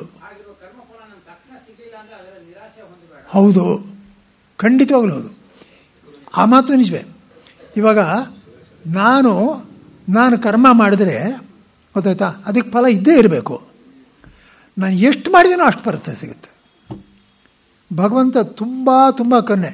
ಇವರಿಷ್ಟು ಮಾಡಿದ್ರು, ಏನೇನೋ ಆರ್ಭಟ ಮಾಡ್ಕೊಂಡಿದ್ರು, ಏನೋ ಒಂದು ಕ್ಷಣವಾದರೂ ಆ ಕಡೆ ಗಮನ ಕೊಡ್ತಾರೋ ಇಲ್ಲೋ, ಅದಕ್ಕೆ ಫಲ ಇದ್ದೇ ಇರುತ್ತೆ. ಎಷ್ಟಿರಬೇಕೋ ಅಷ್ಟಿರುತ್ತೆ. ಗೊತ್ತಾಯ್ತಲ್ವಾ?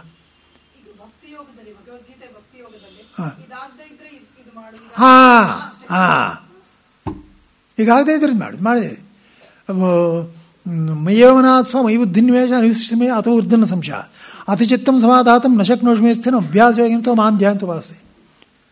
ಈ ಅಥೈದಪ್ಯ ಶಕ್ತವಾಸಿ ಕರ್ತವ್ಯ ಉದ್ಯೋಗಮಾಶ್ರಿತ ಸರ್ವಕರ್ಮತ್ಯಾಗಂ ತದಕ್ಕೂ ಯಥಾತ್ಮ.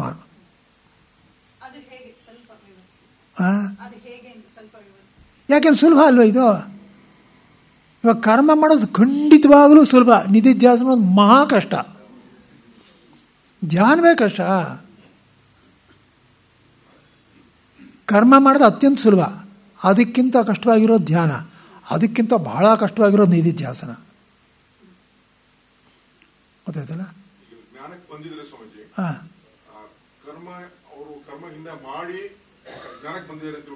ಹಾಗೇ ಹೌದು.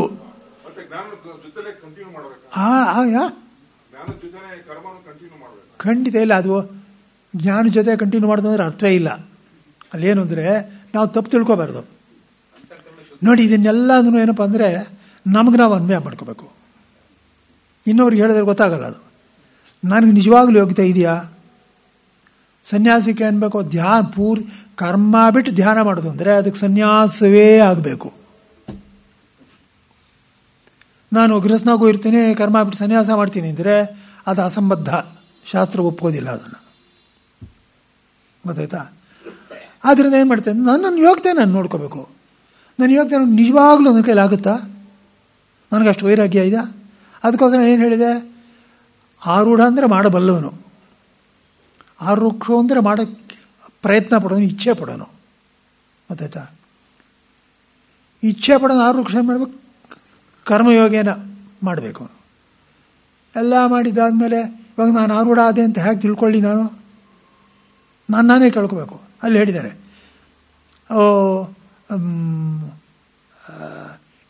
ಯದಾ ಹೀನೇಂದ್ರಿಯಾರ್ಥೇಷು ನಕರ್ಮಸ್ವನುಷಜ್ಯತೆ ಸರ್ವಸಂಕಲ್ಪ ಸನ್ಯಾಸಿ ಯೋಗಾರ್ಢ ತದಚ್ಯತೆ.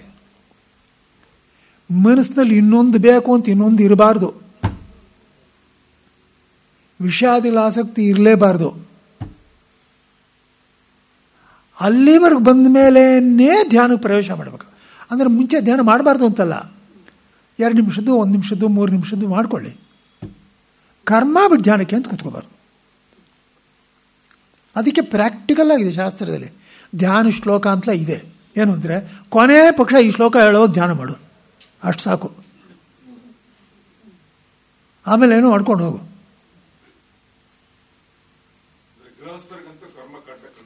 ಕಡ್ಡಾಯ. ಇದು ಶಾಸ್ತ್ರ ತೀರ್ಮಾನ. ಯಾರಾದ್ರೂ ನಾನು ಮಹಾಭಾಯದ ಅಂತ ಮಾಡ್ಕೊಂಡಿದ್ದೀನಿ ತೀರ್ಮಾನ ಮಾಡಿದ್ರೆ ಅವರು ತಪ್ಪು ತೀರ್ಮಾನ ಮಾಡ್ಕೊಂಡಿದ್ದಾರೆ ಅಷ್ಟೇ. ಬುದ್ಧಿವಂತರಾಗಿರ್ತಾರೆ. ಮೀಮಾಂಸಾಸ್ತ್ರ ಅದಕ್ಕೋಸ್ಕರ ಚರ್ಚೆ ಬರುತ್ತೆ. ಕರ್ಮ ಯಾತಿಕ್ಕೆ ಬಿಡ್ತಾರೆ? ಅಶ್ರದ್ಧೆ, ಸೋಮಾರ್ತನ, ಇದೆಲ್ಲ ಕಾರಣಗಳಾಗುತ್ತೆ. ಗೊತ್ತಾಯ್ತಲ್ಲ?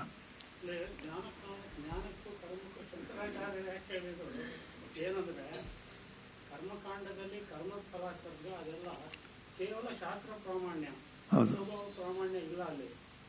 ಆದ್ರೆ ಜ್ಞಾನದಲ್ಲಿ ಶಾಸ್ತ್ರ ಪ್ರಾಮಾಣ್ಯ ಜೊತೆಗೆ ಅನುಭವ ಪ್ರಾಮಾಣ್ಯ ಎರಡೂ ಇದೆ. ಹೇಳ್ತೀನಿ ಕೇಳಿ, ಇಲ್ಲೊಂದು ಸ್ವಲ್ಪ ಕೇಳಿ. ಆ ವಾಕ್ಯ ಇದೆ. ಇಲ್ಲಿ ಯಾವುದಕ್ಕೆ ಹೇಳ್ತಾ ಇರೋದು? ಅಲ್ಲಿರೋ ಸ್ವರ್ಗಾದಿಗಳಿಗೆ ಹೇಳಿದ್ರೆ ಅದು ಪ್ರತ್ಯಕ್ಷ ಅಲ್ಲ. ಗೊತ್ತಾಯ್ತಾ? ನಾನು ಇಲ್ಲೇನೆ ಪುತ್ರಕಾಮೇಷ್ಟಿ ಮಾಡಿದ್ರೆ ಸಿಗುತ್ತಲ್ಲ, ಸರಿಯಾಗಿ ವಿಚಾರ ಮಾಡಬೇಕು. ಎಲ್ಲ ದೃಷ್ಟಿಯಲ್ಲಿ ಇಟ್ಕೊಂಡು ನೋಡಬೇಕು.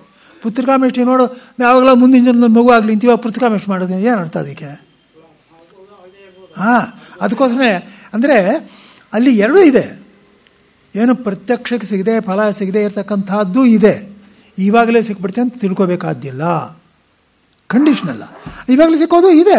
ಕಾರ್ಯದೃಷ್ಟಿ ಅಂತಿದೆ, ಮಳೆ ಬರಬೇಕು ಅಂತಿದೆ, ಪ್ರತ್ಯಕ್ಷವಾಗೆಲ್ಲ ಸಿಗುತ್ತಲ್ಲ.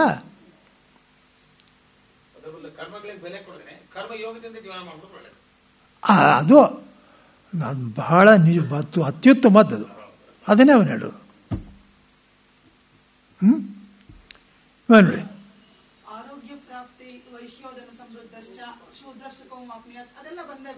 ಬಂದೇ ಬರುತ್ತೆ. ಏನು ಸಂಶಯನೇ ಇಲ್ಲ ಅದರಲ್ಲಿ. ಹಾಗೇನಾಯ್ತು ಅಂದರೆ ಮುಂದಕ್ಕೆ ಹೇಳ್ತಾರೆ, ಹೇಳಿ.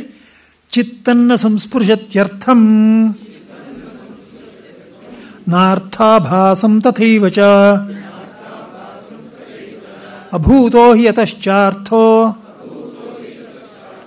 ನಾರ್ಥಾಭಾಸಸ್ತತಃ ಪೃಥಕ್.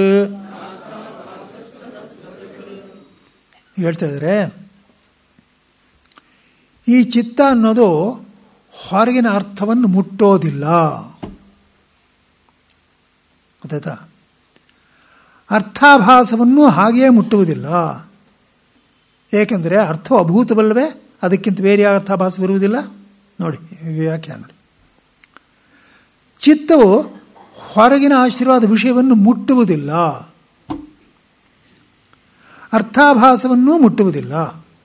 ಏಕೆಂದರೆ ಇದು ಕನಸಿನ ಚಿತ್ತದಂತೆ ಚಿತ್ತವಾಗಿರುತ್ತದೆ.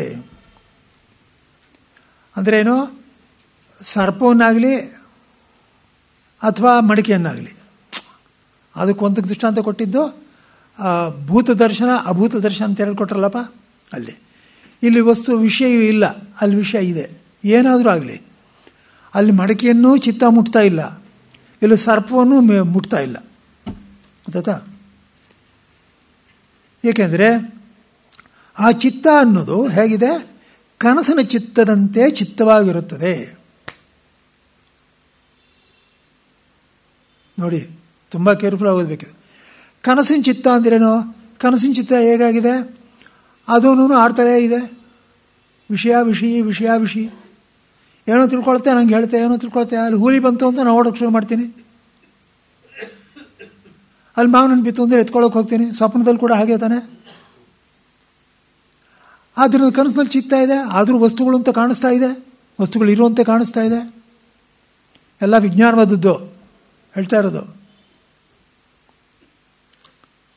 ಹಾಗೇನೇ ನೋಡಿ ಶಂಕರ್ ಹೇಳ್ತಾರೆ, ಎಚ್ಚರದಲ್ಲಿಯೂ ಹೊರಗಿನ ಶಬ್ದವೇ ಮುಂತಾದ ವಿಷಯವು ಕನಸಿನ ವಿಷಯದಂತೆಯೇ ವಿತತವಾಗಿರುತ್ತದೆ. ಅವನಿಟ್ಕೊಂಡೋದು ಅದೇ, ಇವರು ಸ್ಟ್ರೆಸ್ ಮಾಡ್ತಾರೆ. ಹೊರಗಿನ ವಿಷಯ ವಿತತ್ವೇ. ಹೊರಗಿನ ವಿಷಯ ವಿತತ ಅಂದರೆ ಯಾವ ಅರ್ಥದಲ್ಲಿ ನೋಡಿ, ನೀನು ತುರಿಯಾತ್ಮನು ಅಂತ ತಿಳಿಸಿದ್ದಾದಮೇಲೆ ಹೊರಗಿನ ವಿಷಯ ಅನ್ನೋದಕ್ಕೆ ಅರ್ಥ ಇದೆಯಾ? ಜ್ಞಾಪಕ ಗೊತ್ತಾಯ್ತು ತಾನೆ ನಾನು ಹೇಳಿದ್ದು? ಎಲ್ಲವೂ ಆತ್ಮನೇ, ಅದು ಹೊರಗಿನ ವಿಷಯ ಅನ್ನೋದಕ್ಕೆ ಅರ್ಥವೇ ಇಲ್ಲ. ಹೊರಗಿನ ವಿಷಯ ನೀನು ಇಟ್ಕೊಂಡ್ರೆ ಅದು ಅಪರಮಾರ್ಥವೇ, ವಿತತ್ವೇ. ಗೊತ್ತಾ? ಅಪರಮಾರ್ಥವಾಗಿರ್ತದೆ. ಆದ್ದರಿಂದ ಚಿತ್ತಕ್ಕಿಂತ ಬೇರೆಯಾಗಿ ಅರ್ಥಾಭಾಸವೂ ಇಲ್ಲ, ಅರ್ಥವೂ ಇಲ್ಲ, ಅದೂ ಇಲ್ಲ, ಇದೆಲ್ಲ ಬರೀ ಚಿತ್ತವೇ. ಏಕೆಂದರೆ ಚಿತ್ತವೇ ಕನಸಿನಲ್ಲಿ ಹೇಗೋ ಹಾಗೆ ಗಡಿಗೆಯೇ ಮುಂತಾದ ವಿಷಯದಂತೆ ತೋರುತ್ತಿದೆ. ಇದು ವಿಜ್ಞಾನವಾದಿ ಹೇಳ್ತಾ ಇರೋದು, ಗೊತ್ತಾಯ್ತಾ? ಅದಕ್ಕೋಸ್ಕರ ಮುಂದಕ್ಕೆ ಹೇಳ್ತಾರೆ ಆಕ್ಷೇಪ. ಹಾಗಾದರೆ ಗಡಿಗೆಯೇ ಮುಂತಾದದ್ದು ಇಲ್ಲದಿರುವಾಗ ಚಿತ್ತವು ಗಡಿಗೆಯೇ ಮುಂತಾದ್ದರಂತೆ ತೋರುವುದೆಂಬುದು ಭ್ರಾಂತಿ ಆಯಿತು. ಭ್ರಾಂತಿ ತಾನೆ. ಗಡಿಗೆ ಇದ್ದರೆ ನಾನು ಗಡಿಗೆ ಅಂತ ತಿಳ್ಕೊಳ್ತಾ ಇದ್ದೀನಿ ಅಂದರೆ ಭ್ರಾಂತಿ ಅಲ್ವೇ? ವಿಜ್ಞಾನವಾದಿ ಇದ್ದಿದ್ದು, ಗೊತ್ತಾಯ್ತಾ? ಹಾಗಾದರೆ ಅಭ್ರಾಂತಿಯನ್ನು ಎಲ್ಲಾದರೂ ಹೇಳಬೇಕಲ್ಲ. ನಮ್ಮ ಅದ್ವೈತದ ಕಡೆಯಿಂದ ನಾವು ಕೇಳ್ತೀವಿ, ಎಲ್ಲ ಭ್ರಾಂತಿ ಅಂತಾದರೆ ಭ್ರಾಂತಿ ಅಲ್ಲದೆ ಇರೋದೊಂದು ಇದ್ರೆ ತಾನೇ ಅಭ್ರಾಂತಿ ಅಂತ ಹೇಳೋದು. ಹೇಳಿದ್ ಗೊತ್ತಾಯ್ತೆ ನಿಮಗೆ? ಇವಾಗ ನಾನು ನೋಡ್ತಾ ಇರೋದೆಲ್ಲ ಅಸತ್ಯವೇ. ಅಸತ್ಯ ಅಂತ ಹೇಗೆ ಹೇಳಿದೆ? ಸತ್ಯ ಅನ್ನೋದು ಇದ್ದರೆ ತಾನೇ ಅಸತ್ಯ ಅನ್ನೋ ಪದ ಹುಟ್ಟೋದು. ಇದಲ್ಲ ಅಂತ, ಇದು ಹೇಗಿದೆಯೋ ಹಾಗಿಲ್ಲ ಅನ್ನೋದಕ್ಕೆ ಅದೂ ಇರಬೇಕು, ಇದೂ ಇರಬೇಕು, ಎರಡಿದ್ದರೆ ತಾನೆ. ಗೊತ್ತಾಯ್ತಾ ಇಲ್ವಾ? ಸತ್ಯ ಅಸತ್ಯ ಇದೆಲ್ಲ ದ್ವಂದ್ವಗಳಲ್ವೇ? ಅದಕ್ಕೋಸ್ಕರ ಇರಬೇಕಲ್ಲ. ಅಭ್ರಾಂತಿನ ಎಲ್ಲಾದರೂ ಹೇಳಬೇಕಲ್ಲ ಅಂತ ಕೇಳಿದ್ರೆ ವಿಜ್ಞಾನವಾದಿ ಉತ್ತರ ಕೊಡ್ತಾನೆ, ಹಾಗೇನಿಲ್ಲ ಅಂತ. ಎಚ್ಚರಿಕೆ ಅಂತ ಫಾಲೋ ಮಾಡಿ. ಇವಾಗೇನು ಈ ವಸ್ತು ಇಲ್ವೇ ಇಲ್ಲ, ಬರೀ ಭ್ರಾಂತಿ ಅಂತಾಯ್ತು. ಭ್ರಾಂತಿಯಲ್ಲಿ ಚಿತ್ತದಲ್ಲಿ ಅಂತಾಯ್ತು. ಹಾಗಿದೆ ಬರೀ ಭ್ರಾಂತಿ ಅಂತಂದರೆ ಭ್ರಾಂತಿ ಅಲ್ಲದೆ ಇರೋದೊಂದು ಇದ್ದರೆ ತಾನೇ ಭ್ರಾಂತಿ ಅಂತ ಹೇಳೋದು. ಅದು ಯಾವುದು ಅಂದ್ರೆ ಹೇಳ್ತಾನೆ, ನಿಮಿತ್ತಂ ಹೇಳಿ, ನಿಮಿತ್ತಂ ನ ಸದಾ ಚಿತ್ತಂ ಸಂಸ್ಪೃಶತ್ಯಧ್ವಸುತ್ರಿಷು ಅನಿಮಿತ್ತೋ ವಿಪರ್ಯಾಸಃ ಕಥಂ ತಸ್ಯ ಭವಿಷ್ಯತಿ. ನೋಡ್ರಿ, ಚಿತ್ತ ಅನ್ನೋದು ಯಾವಾಗಲೂ ಒಂದ್ಸಲ ಭ್ರಾಂತಿ ಹಿಡೀತು, ಇನ್ನೊಂದು ಸಲ ಭ್ರಾಂತಿ ಅಲ್ಲದೆ ಇರೋದನ್ನು ಹಿಡೀತು ಅಂತ ಎರಡು ಇದ್ದಿದ್ರೆ ಆವಾಗ ಇದು ಭ್ರಾಂತಿ, ಅದು ಭ್ರಾಂತಿ ಅಲ್ಲ ಅಂತ ಹೇಳ್ಬೋದಾಗಿತ್ತು. ಚಿತ್ತ ಅನ್ನೋದು ಏನೇನು ಹಿಡಿತಾ ಇದೆಯೋ ಅದೆಲ್ಲ ಭ್ರಾಂತಿನೇ ರೀ.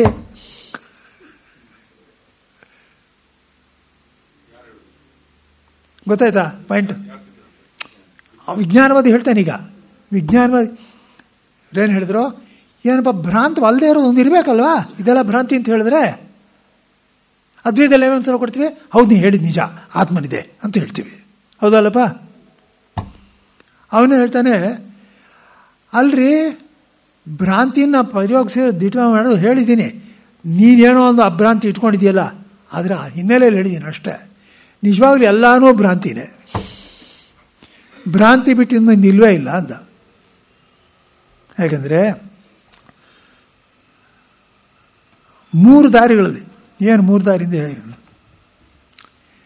ಹಿಂದಿನ, ಮುಂದಿನ ಮತ್ತು ಈಗಿನ ಎಂಬ 3 ಕಾಲಗಳಲ್ಲಿ ಯಾವಾಗಲೂ ಚಿತ್ತವು ವಿಷಯವನ್ನು ಮುಟ್ಟುವುದೇ ಇಲ್ಲ. ನೋಡೋ ವಿಷಯ ಅನ್ನೋದು ಮುಟ್ಟೋದೇ ಇಲ್ವಲ್ಲ, ಅದು ಎಲ್ಲ ಯಾವಾಗಲೂ ಇಲ್ಲೇ ತಾನೇ ಇದೆ. ಸುಮ್ಮನೆ ಇಲ್ಲೊಂದು ಸಂದರ್ಭಕ್ಕೆ ಹೇಳ್ತೀನಿ. ವೇದಾಂತದಲ್ಲಿ ಆರಂಭದ ಕಾಲದಲ್ಲಿ ಹೇಳ್ಕೊಡ್ತಾರೆ, ಈ ಮನಸ್ಸು ಅನ್ನೋದು ಹೊರಗಡೆ ಹೋಗುತ್ತೆ, ಅಲ್ಲಿ ನೀರು ಕಾಲುವೆ ಹರಿಯುತ್ತಲ್ಲ ಹಾಗೆ, ಅಲ್ಲೆಲ್ಲ ಕೆರೆಯಲ್ಲಿ ತುಂಬ್ಕೊಳ್ಳೋದು ಏನೋ ತೋಟದಲ್ಲಿ ತುಂಬ್ಕೊಳ್ಳುತ್ತಲ್ಲ ಹಾಗೆ ಅಂತ ಏನೋ ದೃಷ್ಟಾಂತ ಕೊಡ್ತಾರೆ. ಚೆನ್ನಾಗಿಲ್ಲ ಅದೆಲ್ಲ, ಹಾಗೆಲ್ಲ ಏನಿಲ್ಲ ಅಲ್ಲಿ. ಗೊತ್ತಾಯ್ತಾ? ಮನಸ್ಸು ಇರೋದೇ ಇಲ್ಲಿ. ಅದ್ರ ಬಗ್ಗೆ ಬ್ರಹ್ಮಸೂತ್ರ ಭಾಷೆಯಲ್ಲಿ ಚರ್ಚೆನೂ ಇದೆ. ನಾನು ನೋಡ್ತಾ ಇದ್ದೀನಿ, ಅವನು ನೋಡ್ತಾ ಇದ್ದಾರಲ್ಲ, ಅಲ್ಲಿ ಮನಸ್ಸುಗಳಾಗಿ ಸಿಕ್ಕಾಕೊಂಡ್ಬಿಟ್ರೆ ಅದನ್ನ ಹೇಗೆ ಬಿಡಿಸ್ಕೊಳ್ಳೋದು? ನಿಮ್ಗೆ ಗೊತ್ತಾಯ್ತಾನೆ ಹೇಳಿದ್ದು? ನೋಡಿ ಏನು ಹೇಳ್ಕೊಡ್ತಾರೆ ಅಂದರೆ, ಇಲ್ಲಿರೋ ಗೋಡೆ ಕಿಟಕಿ ಅಂತ ಹೇಗೆ ಗೊತ್ತಾಯಿತು ಅಂದರೆ, ಈ ಮನಸ್ಸಲ್ಲಿ ಹೋಯಿತು, ಅಲ್ಲಿ ಹೋಗಿ ಆ ಕಿಟಕಿ ಹಾಕೋರನ್ನು ಪಡ್ಕೊಂಡು ವಾಪಸ್ ಬಂತು ಅಂತ ಕೊಟ್ಟಿರೋದೊಂದು ವಿವರಣೆ. ಬ್ರಹ್ಮಸೂತ್ರ ಭಾಷೆಯಲ್ಲಿ ಇದು ಬರುತ್ತೆ ಚರ್ಚೆ. ಏನಾದರೂ ಹೇಳ್ಕೊಳ್ಳಿ, ಒಟ್ಟಿನಲ್ಲಿ ಇದು ವರ್ಣನೆ. ಗೊತ್ತಾಯ್ತಾ? ಅಲ್ಲ ರೀ, ನಾನು ನೋಡ್ತಾ ಇದ್ದೀನಿ, ಎಲ್ಲರೂ ಒಂದೇ ಕಿಟಕಿ ನೋಡ್ತಾ ಇದ್ದಾರೆ ಅಂತ ಇಟ್ಕೊಳ್ಳಿ. ನನ್ನ ಮನಸ್ಸು ಹೋಗಿದೆ, ಅವ್ನ ಮನಸ್ಸು ಹೋಗಿದೆ, ಅವ್ನ ಮನಸ್ಸು ಹೋಗಿದೆ, ಎಲ್ಲ ಗಂಟು ಹಾಕ್ಬಿಡೋರು. ಯಾಕೆ ಬಿಡಿಸ್ಕೊಳ್ಳೋದು ನಾವು? ಏನು ಈ ಥರದ ಅರ್ಥವಿಲ್ಲದೆ ಇರೋ ಮಾತುಗಳು ತುಂಬ ಇದೆ. ಗೊತ್ತಾಯ್ತಾ? ಎಲ್ಲ ಸರಿಯಾಗಿ ಬಿಡಿಸ್ಕೋಬೇಕು. ಇರಲಿ, ಮನಸ್ಸಲ್ಲಿ ಹೊರಗಡೆ ಹೋಗುತ್ತೆ ಅನ್ನೋದು ಇಲ್ಲವೇ ಇಲ್ಲ. ಗೊತ್ತಾಯ್ತಾ? ಅದು ನಿಜವಾದ ಅಭ್ರಾಂತಿಯೋ ಎಂದು ಆಗುವುದರಿಂದ ಅದಕ್ಕೆ ಹೋಲಿಸಿದರೆ ಗಡಿಗೆ ಇಲ್ಲದಿರುವ ಗಡಿಗೆಯಂತೆ ತೋರೋದು ಭ್ರಾಂತಿ ಅಂತ ಆಗುತ್ತೆ. ಆದರೆ ಹಾಗೆ ಚಿತ್ತ ವಿಷಯವನ್ನು ಮುಟ್ಟೋದು ಅನ್ನೋದು ಇಲ್ವಲ್ಲ, ವಿಷಯ ಅನ್ನೋದೇ ಇಲ್ಲ, ವಿಷಯ ಮುಟ್ಟೋದು ಅನ್ನೋದು ಇಲ್ವೇ ಇಲ್ಲ. ಆದ್ದರಿಂದ ಯಾವಾಗಲೂ ಭ್ರಾಂತಿಯೇ. ಅದನ್ನು ಭ್ರಾಂತಿಯನ್ನು ಪದ ಉಪಯೋಗಿಸಿದ್ರು ಅದು ಅಭ್ರಾಂತಿ ಇರೋದು ಒಂದು ಇದೆ ಅಂತ ಏನು ಅರ್ಥವಲ್ಲ. ವಿಷಯ ಇಲ್ಲ ಅನ್ನೋದು ಕೇಳಿದ್ವಿ ಅಷ್ಟೇ. ಸುಮ್ಮನೆ ಅದು ಚಿತ್ತದ ಸ್ವಭಾವ, ಸುಮ್ಮನೆ ಹಾಗೇ ಮಾಡ್ಕೊಳ್ತಾ ಇರ್ತೇವೆ. ಚಿತ್ತದ ಸ್ವಭಾವ ಅದು. ಗೊತ್ತಾಯ್ತಾ ಇದೆಯಾ? ನಾವು ಅಷ್ಟೇ. ನೀವು ನೋಡಿ, ಇವಾಗ ಸುಮ್ಮನೆ ಕೂತ್ಕೊಂಡ್ರೆ ಸುಮ್ಮನೆ ಕೂತ್ಕೊಳ್ಳೋಕೆ ಆಗೋದೇ ಇಲ್ವಲ್ಲ. ಅದಕ್ಕೆ ತಾನೇ ನೀವು ಧ್ಯಾನದ ಬಗ್ಗೆ ಕೇಳಿದೀಗ. ಏನೋ ಸುಮ್ಮನೆ ಹೋಗ್ತಲೇ ಇರುತ್ತೆ, ಲಂಗು ಲಗಾಮಿದ್ದೆ. ಹೌದಾ ಇಲ್ಲಪ್ಪ? ಏನೋ ಯೋಚನೆ ಮಾಡೋದೇನು, ಏನೋ ಆದ್ರೆ ಅಲ್ಲಿ ಎದುರುಗಡೆ ಅವ್ರು ಇಲ್ವೇ ಇಲ್ಲ, ಅವ್ರ ಹತ್ರ ಮಾತಾಡ್ತಾ ಇರೋದು. ಆಗುತ್ತೋ ಇಲ್ಲೋ ಇದೆಲ್ಲನೂ. ಅದಕ್ಕೋಸ್ಕರ ಇದು ಚಿತ್ತದ ಸ್ವಭಾವ. ಭ್ರಾಂತಿನಲ್ಲೇ ಓಡಾಡ್ತಾ ಇರೋದು ಇದ್ರ ಸ್ವಭಾವ. ಸಾಯೋವರೆಗೆ ಇದೇ ಇರುತ್ತೆ. ಏನು ಮಾಡೋದು?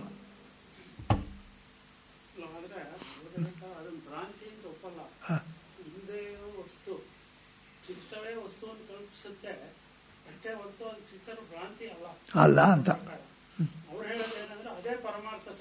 ಅದೇ ಗೊತ್ತಾಯ್ತು. ನೋಡಿ ಮುಂದಕ್ಕೆ ಬರ್ತೀವಿ. ಒಟ್ಟಿನಲ್ಲಿ ವಿಷಯ ಅನ್ನೋದು ಇಲ್ವೇ ಇಲ್ಲ. ಗೊತ್ತಾಯ್ತಾ? ಚಿತ್ತ ಅನ್ನೋದು ಇದೆ, ಅದರ ಸ್ವಭಾವ ಅಷ್ಟೇ. ಅದೇ ಆಗಲಿ. ಹೌದು, ಅರ್ಥ ಆಗ್ತಾ ಇದೆಯಾ? ಇವಾಗ ನೋಡಿ, ಇವಾಗ ಇಲ್ಲಿವರೆಗೆ ಇರೋದೇನೋ ಪ್ರಜ್ಞಪ್ತಿಗೆ ನಿಮಿತ್ತವಿರಬೇಕು ಎಂಬಲ್ಲಿಂದ ಹಿಡಿದು ಈವರೆಗೆ ವಿಜ್ಞಾನವಾದಿಯಾದ ಬೌದ್ಧನು ಹೊರಗೆ ವಸ್ತು ಇರುವುದೆಂಬ ಮಾತು ಪಕ್ಷವನ್ನು ಖಂಡಿಸುವುದಕ್ಕಾಗಿ ಹೇಳಿದ್ದು. ಗೊತ್ತದಾ? ಗೌಡಪಾದರು ಅದನ್ನು ಒಪ್ಕೊಂಡಿದ್ದಾರೆ. ಏನು ಒಪ್ಪಿದ್ದಾರೆ? ನೋಡಪ್ಪ, ಈ ವಾಕ್ಯಗಳ ಚೆನ್ನಾಗಿ ಜ್ಞಾಪಕ ಇಟ್ಕೊಳ್ಳಿ. ಈವರೆಗೆ ಹೊರಗೆ ವಸ್ತುವಿರುವುದೆಂಬ ವಾದಿಗಳ ಪಕ್ಷವನ್ನು ಖಂಡಿಸುವುದಕ್ಕಾಗಿ ಹೊರಗೆ ವಸ್ತು ಇಲ್ಲ ಅಂತ ನಾವು ಹೇಳ್ತೀವಿ. ಹೊರಗೆ ಅನ್ನೋದು ಇಲ್ಲ ಅಂತ ಹೇಳ್ತೀವಿ. ಯಾಕೆ? ಆತ್ಮನೇ ಎಲ್ಲ ಕಡೆಯೂ ಇರೋದು, ಹೊರಗೆ ವಸ್ತುವಿಲ್ಲ ಅಂತ ಹೇಳಿದ್ದು ನಾವು ಒಪ್ಪಿದ್ದೀವಿ. ನೋಡಿ, ಅವನೇನು ಹೇಳಿದಾನೆ ಅಂತ ಹೇಳಿ ಅದನ್ನು ಒಪ್ಕೊಂಡಿರೋದಿಲ್ಲ. ನಾವು ಒಪ್ತೀವಿ ಅದನ್ನು ಅಂದರೆ ಜಗನ್ಮಿಥ್ಯಾತ್ವನ ಒಪ್ತೀವಿ ಅಂತ ಅರ್ಥವಲ್ಲ. ಅದಕ್ಕೆ ಜಗತ್ತೆಲ್ಲ ಬ್ರಹ್ಮೆ ಅಂತ ಒಪ್ತೀವಿ ಅಂತ ಹೊರಗೆ ಅಂತ ಹೇಳ್ತಾರೆ ನೋಡಿ ಒಂದೊಂದು ಸಲವು. ಆತ್ಮತತ್ವವನ್ನು ತಿಳಿದಾದ ಮೇಲೆ ಹೊರಗೆ ಒಳಗೆ ಅನ್ನೋದಿದೆಯಾ? ಆತ್ಮನೇ ಅಲ್ವಾ ಎಲ್ಲ ಕಡೆ ಇರೋದು? ಅದನ್ನು ಎಲ್ಲವೂ ಆತ್ಮನೇ ಅಂದಮೇಲೆ ನೋಡೋ ಅನ್ನೋದು ಕ್ರಿಯೆನೂ ಇಲ್ಲ. ಹಾಗಾದ್ರೆ ನೋಡ್ತಾರಲ್ಲ ಅಂದರೆ ಅದು ಆತ್ಮನಲ್ಲಿಲ್ಲಪ್ಪ, ಇಂದ್ರಿಯಗಳಲ್ಲಿದೆ, ಬುದ್ಧಿನಲ್ಲಿದೆ ವ್ಯವಹಾರ, ಆತ್ಮನಲ್ಲಿಲ್ಲ. ವೇದಾಂತ ಹೇಳೋದು ಹಾಗೆ. ಗೊತ್ತಾಯ್ತಾ? ಹೇಳಿದವು ಆಚಾರ್ಯ ಒಪ್ಪಿ ಹೇಳಿದ್ದಾರೆ. ಈಗ ಅದನ್ನೇ ಕಾರಣವಾಗಿಟ್ಟುಕೊಂಡು ಅವನ ಪಕ್ಷವನ್ನು ಅಲ್ಲಿದ್ದಕ್ಕೆ ಮುಂದೆ ಮಾತಾಡ್ತಾರೆ. ಅವಾಗ ಇಷ್ಟೊತ್ತು ಏನೋ ಇದೊಂದು ಎಲ್ಲ ಮಿಥ್ಯಾ ಅಂತ ಇಟ್ಕೊಂಡ್ರು. ಹೌದಪ್ಪ, ಹೊರಗಡೆ ವಸ್ತು ಅನ್ನೋದು ಇಲ್ಲವೇ ಇಲ್ಲ. ಆಯ್ತಪ್ಪ, ಒಳ್ಳೆ. ಗೊತ್ತಾಯ್ತಾ? ಇಷ್ಟು ಹೇಳಿದಾದ್ಮೇಲೆ ನೀ ಹೇಳಿದನ್ನು ಒಪ್ಕೊಂಡು ಇವಾಗ ಮುಂದಕ್ಕೆ ನಾವು ಮಾತಾಡ್ತೀವಿ. ಈಗ ಹೇಳ್ತಾನೆ, ಹೇಳಿ. ತಸ್ಮಾನ್ನ ಜಾಯತೆ ಚಿತ್ತಂ ಚಿತ್ತದೃಶ್ಯನ್ನ ಜಾಯತೆ ತಸ್ಯ ಪಶ್ಯಂತಿ ಯೇ ಜಾತಿಂ ಖೇವೈ ಪಶ್ಯಂತಿ ತೇ ಪದಂ. ನೋಡಿ, ಅಲ್ಲಯ್ಯ, ಚಿತ್ತ ಅನ್ನೋದು ನೀವು ಒಪ್ಕೊಂಡಿದ್ಯಾ ಅಲ್ವಾ? ಗೊತ್ತಾಯ್ತಾ? ಆ ಚಿತ್ತ ಅನ್ನೋದೇನು? ಗಡಿಗೆ ಮುಂತಾದದ್ದು ಇಲ್ಲದಿದ್ದರೂ ಗಡಿಗೆ ಮುಂತಾದವುಗಳ ರೂಪದಲ್ಲಿ ತೋರುವುದು ಚಿತ್ತದ ಸ್ವಭಾವವೆಂದು ವಿಜ್ಞಾನವಾದಿ ಒಪ್ಪಿದಾನಷ್ಟೇ. ಇದ್ದದ್ದನ್ನು ಕಂಡು ಹೇಳಿದ್ದಾದ್ದರಿಂದ ನಾವು ಒಪ್ಪಿರುತ್ತೇವೆ. ಚಿತ್ತದ ಸ್ವಭಾವ ಇದು. ವಿಷಯ ಇಲ್ಲದೆ ಇದ್ದರೂ ಹಾಗೆ ಅಲ್ಲಾಡ್ತಾಲೇ ಇದೆ. ಸ್ವಪ್ನದಲ್ಲಿ ಅಲ್ಲಾಡ್ತಾ ಇದೆ. ಸ್ವಪ್ನದಲ್ಲಿ ಯಾಕೆ? ಜಾಗೃತನಲ್ಲೂ ಅಲ್ಲಾಡುತ್ತೆ. ಹಿಂದೆ ಆಗಮ ಪ್ರಕರಣದಲ್ಲಿ ಹೇಳಿರೋದನ್ನು ನೋಡಿ. ಜಾಗೃತನಲ್ಲೇನೆ ಜಾಗೃತ, ಸ್ವಪ್ನ, ಸುಷುಪ್ತಿ ಮೂರನ್ನು ಅನುಭವಿಸಬಹುದು. ವೈಶ್ವಾನರ, ತೈಸ, ಪ್ರಾಜ್ಞಾ ಮೂರು ಅನುಭವಕ್ಕೂ ಇಲ್ಲೇ ಬರುತ್ತೆ, ಒಂದೇ ಕಡೆ ಅಂತ ಹೇಳ್ತಾ ಇದ್ದಾರೆ. ಏನು ಹೇಳಿದ್ದು? ವಿಶ್ವವನ್ನು ನೋಡ್ತಾ ಇರಬಾಗದಿದೆ, ಜಾಗೃತ ಆಯಿತು. ನಾನು ಅದನ್ನು ಕುರಿತು ಯೋಚನೆ ಮಾಡ್ತಾ ಇರೋ ಬರೀ ಸ್ವಪ್ನವೇ. ಮತ್ತು ಮನಸ್ಸು ನಿಗ್ರಹ ಮಾಡಿದ್ರೆ ಕೆಲಸ ಮಾಡಲ್ಲ, ಅದು ಸುಷುಪ್ತಿನೇ. ಎಲ್ಲ ಜಾಗೃತನಲ್ಲೇ ಬಂತಲ್ಲ ಅಂತ ಹೇಳಿದ್ದಾರೆ. ಗೊತ್ತಾಯ್ತು ಅಲ್ವಾ? ಹಾಗೆಯೇ ಇಲ್ಲಿ ಚಿತ್ತದ ಸ್ವಭಾವವಾಯಿತು. ಈಗ ಅಲ್ಲಾಡ್ತಾ ಇರೋದು ಇದ್ದದ್ದನ್ನು ಕಂಡು ಹೇಳಿದ್ದಾದ್ದರಿಂದ ಅದನ್ನು ನಾವು ಒಪ್ಪಿರುತ್ತೇವೆ. ಆದ್ದರಿಂದ ಆ ಚಿತ್ತವು ಇವಾಗ ಅವನು ಬಿಡ್ತಾ ಇದ್ದಾರೆ. ಆ ಚಿತ್ತವು ಹುಟ್ಟಿಲ್ಲವೇ ಇಲ್ಲವಾದರೂ ಹುಟ್ಟಿದಂತೆ ತೋರುವುದೆಂದಾಗುವುದು. ನೀನು ಚಿತ್ತವನ್ನು ಪರಮಾರ್ಥ ಅಂತ ಇಟ್ಕೊಂಡಿದೀಯಾ? ಚಿತ್ತ ಅನ್ನೋದು ಇದೆ ಅಂತ ಒಪ್ತಾ ಇದೆಯಾ? ನಿನಗಿಂತ ಮುಂದಕ್ಕೆ ಹೋಗ್ತೇವೆ ನಾವು. ನೀನು ಹೇಳೋ ಮಿಥ್ಯಾತ್ವಕ್ಕಿಂತ ಹೆಚ್ಚಾಗಿ ಹೇಳ್ತೀವಿ. ಏನು ಮಿಥ್ಯಾತ್ವ? ಚಿತ್ತ ಅನ್ನೋದು ಅಷ್ಟೇನಯ್ಯ. ಗೊತ್ತಾಯ್ತಾ? ಚಿತ್ತ ಅನ್ನೋದು ಇಲ್ಲ. ಹೇಗೆ ಅಂದರೆ ಅದು ಹುಟ್ಟಿದಂತೆ ಕಾಣುತ್ತಷ್ಟೇ, ಚಿತ್ತವು ಹುಟ್ಟುವುದಿಲ್ಲ. ಇದನ್ನು ಹೇಗೆ ಹೇಳ್ತೀರಿ? ಹೇಗೆ ಚಿತ್ತಕ್ಕೆ ಕಾಣುವ ವಸ್ತು ಹುಟ್ಟುವುದಿಲ್ಲವೋ ಹಾಗೆ ಇದು ಹುಟ್ಟುವುದಿಲ್ಲ. ಹೀಗಿರುವುದರಿಂದ ಚಿತ್ತದ ಸ್ವರೂಪನ ಅದೇ ಚಿತ್ತಂತ ಕಾಣುವುದು ಆಗಲಾರದು. ನೀನು ಮಾಡಿದೀಯಾ? ನೀನು ಚಿತ್ತದವರೆಗೂ ಬಂದು ನಿಂತ್ಕೊಂಡಿದ್ಯಾ. ಬೇರೆ ಎಲ್ಲ ಮಿಥ್ಯಾ ಅಂತ ಹೇಳ್ಬಿಟ್ಟೆ, ಚಿತ್ತದವರೆಗೂ ನಿಂತ್ಕೊಂಡಿದ್ಯಾ. ಇವಾಗ ನಿನ್ನನ್ನು ನಾನು ಅಲ್ಲಿಂದ ಎಳ್ಕೊಂಡು ಬಂದು ಬೇರೆ ಇನ್ನೂ ಒಳಗಡೆ ಕುಡಿಸ್ಬೇಕು ನಿನ್ನ.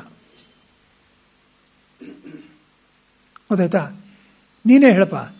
ಇವಾಗ ಚಿತ್ತ ಇದೆ, ಪರಮಾರ್ಥವಾಗಿದೆ, ಅದರ ಸ್ವಭಾವ ಅಂತ ಇಷ್ಟೆಲ್ಲ ಹೇಳ್ಬಿಟ್ಟೆ ಅಲ್ಲ. ಅದನ್ನು ಹೇಗೆ ತಿಳ್ಕೊಂಡೆ ನೀನು?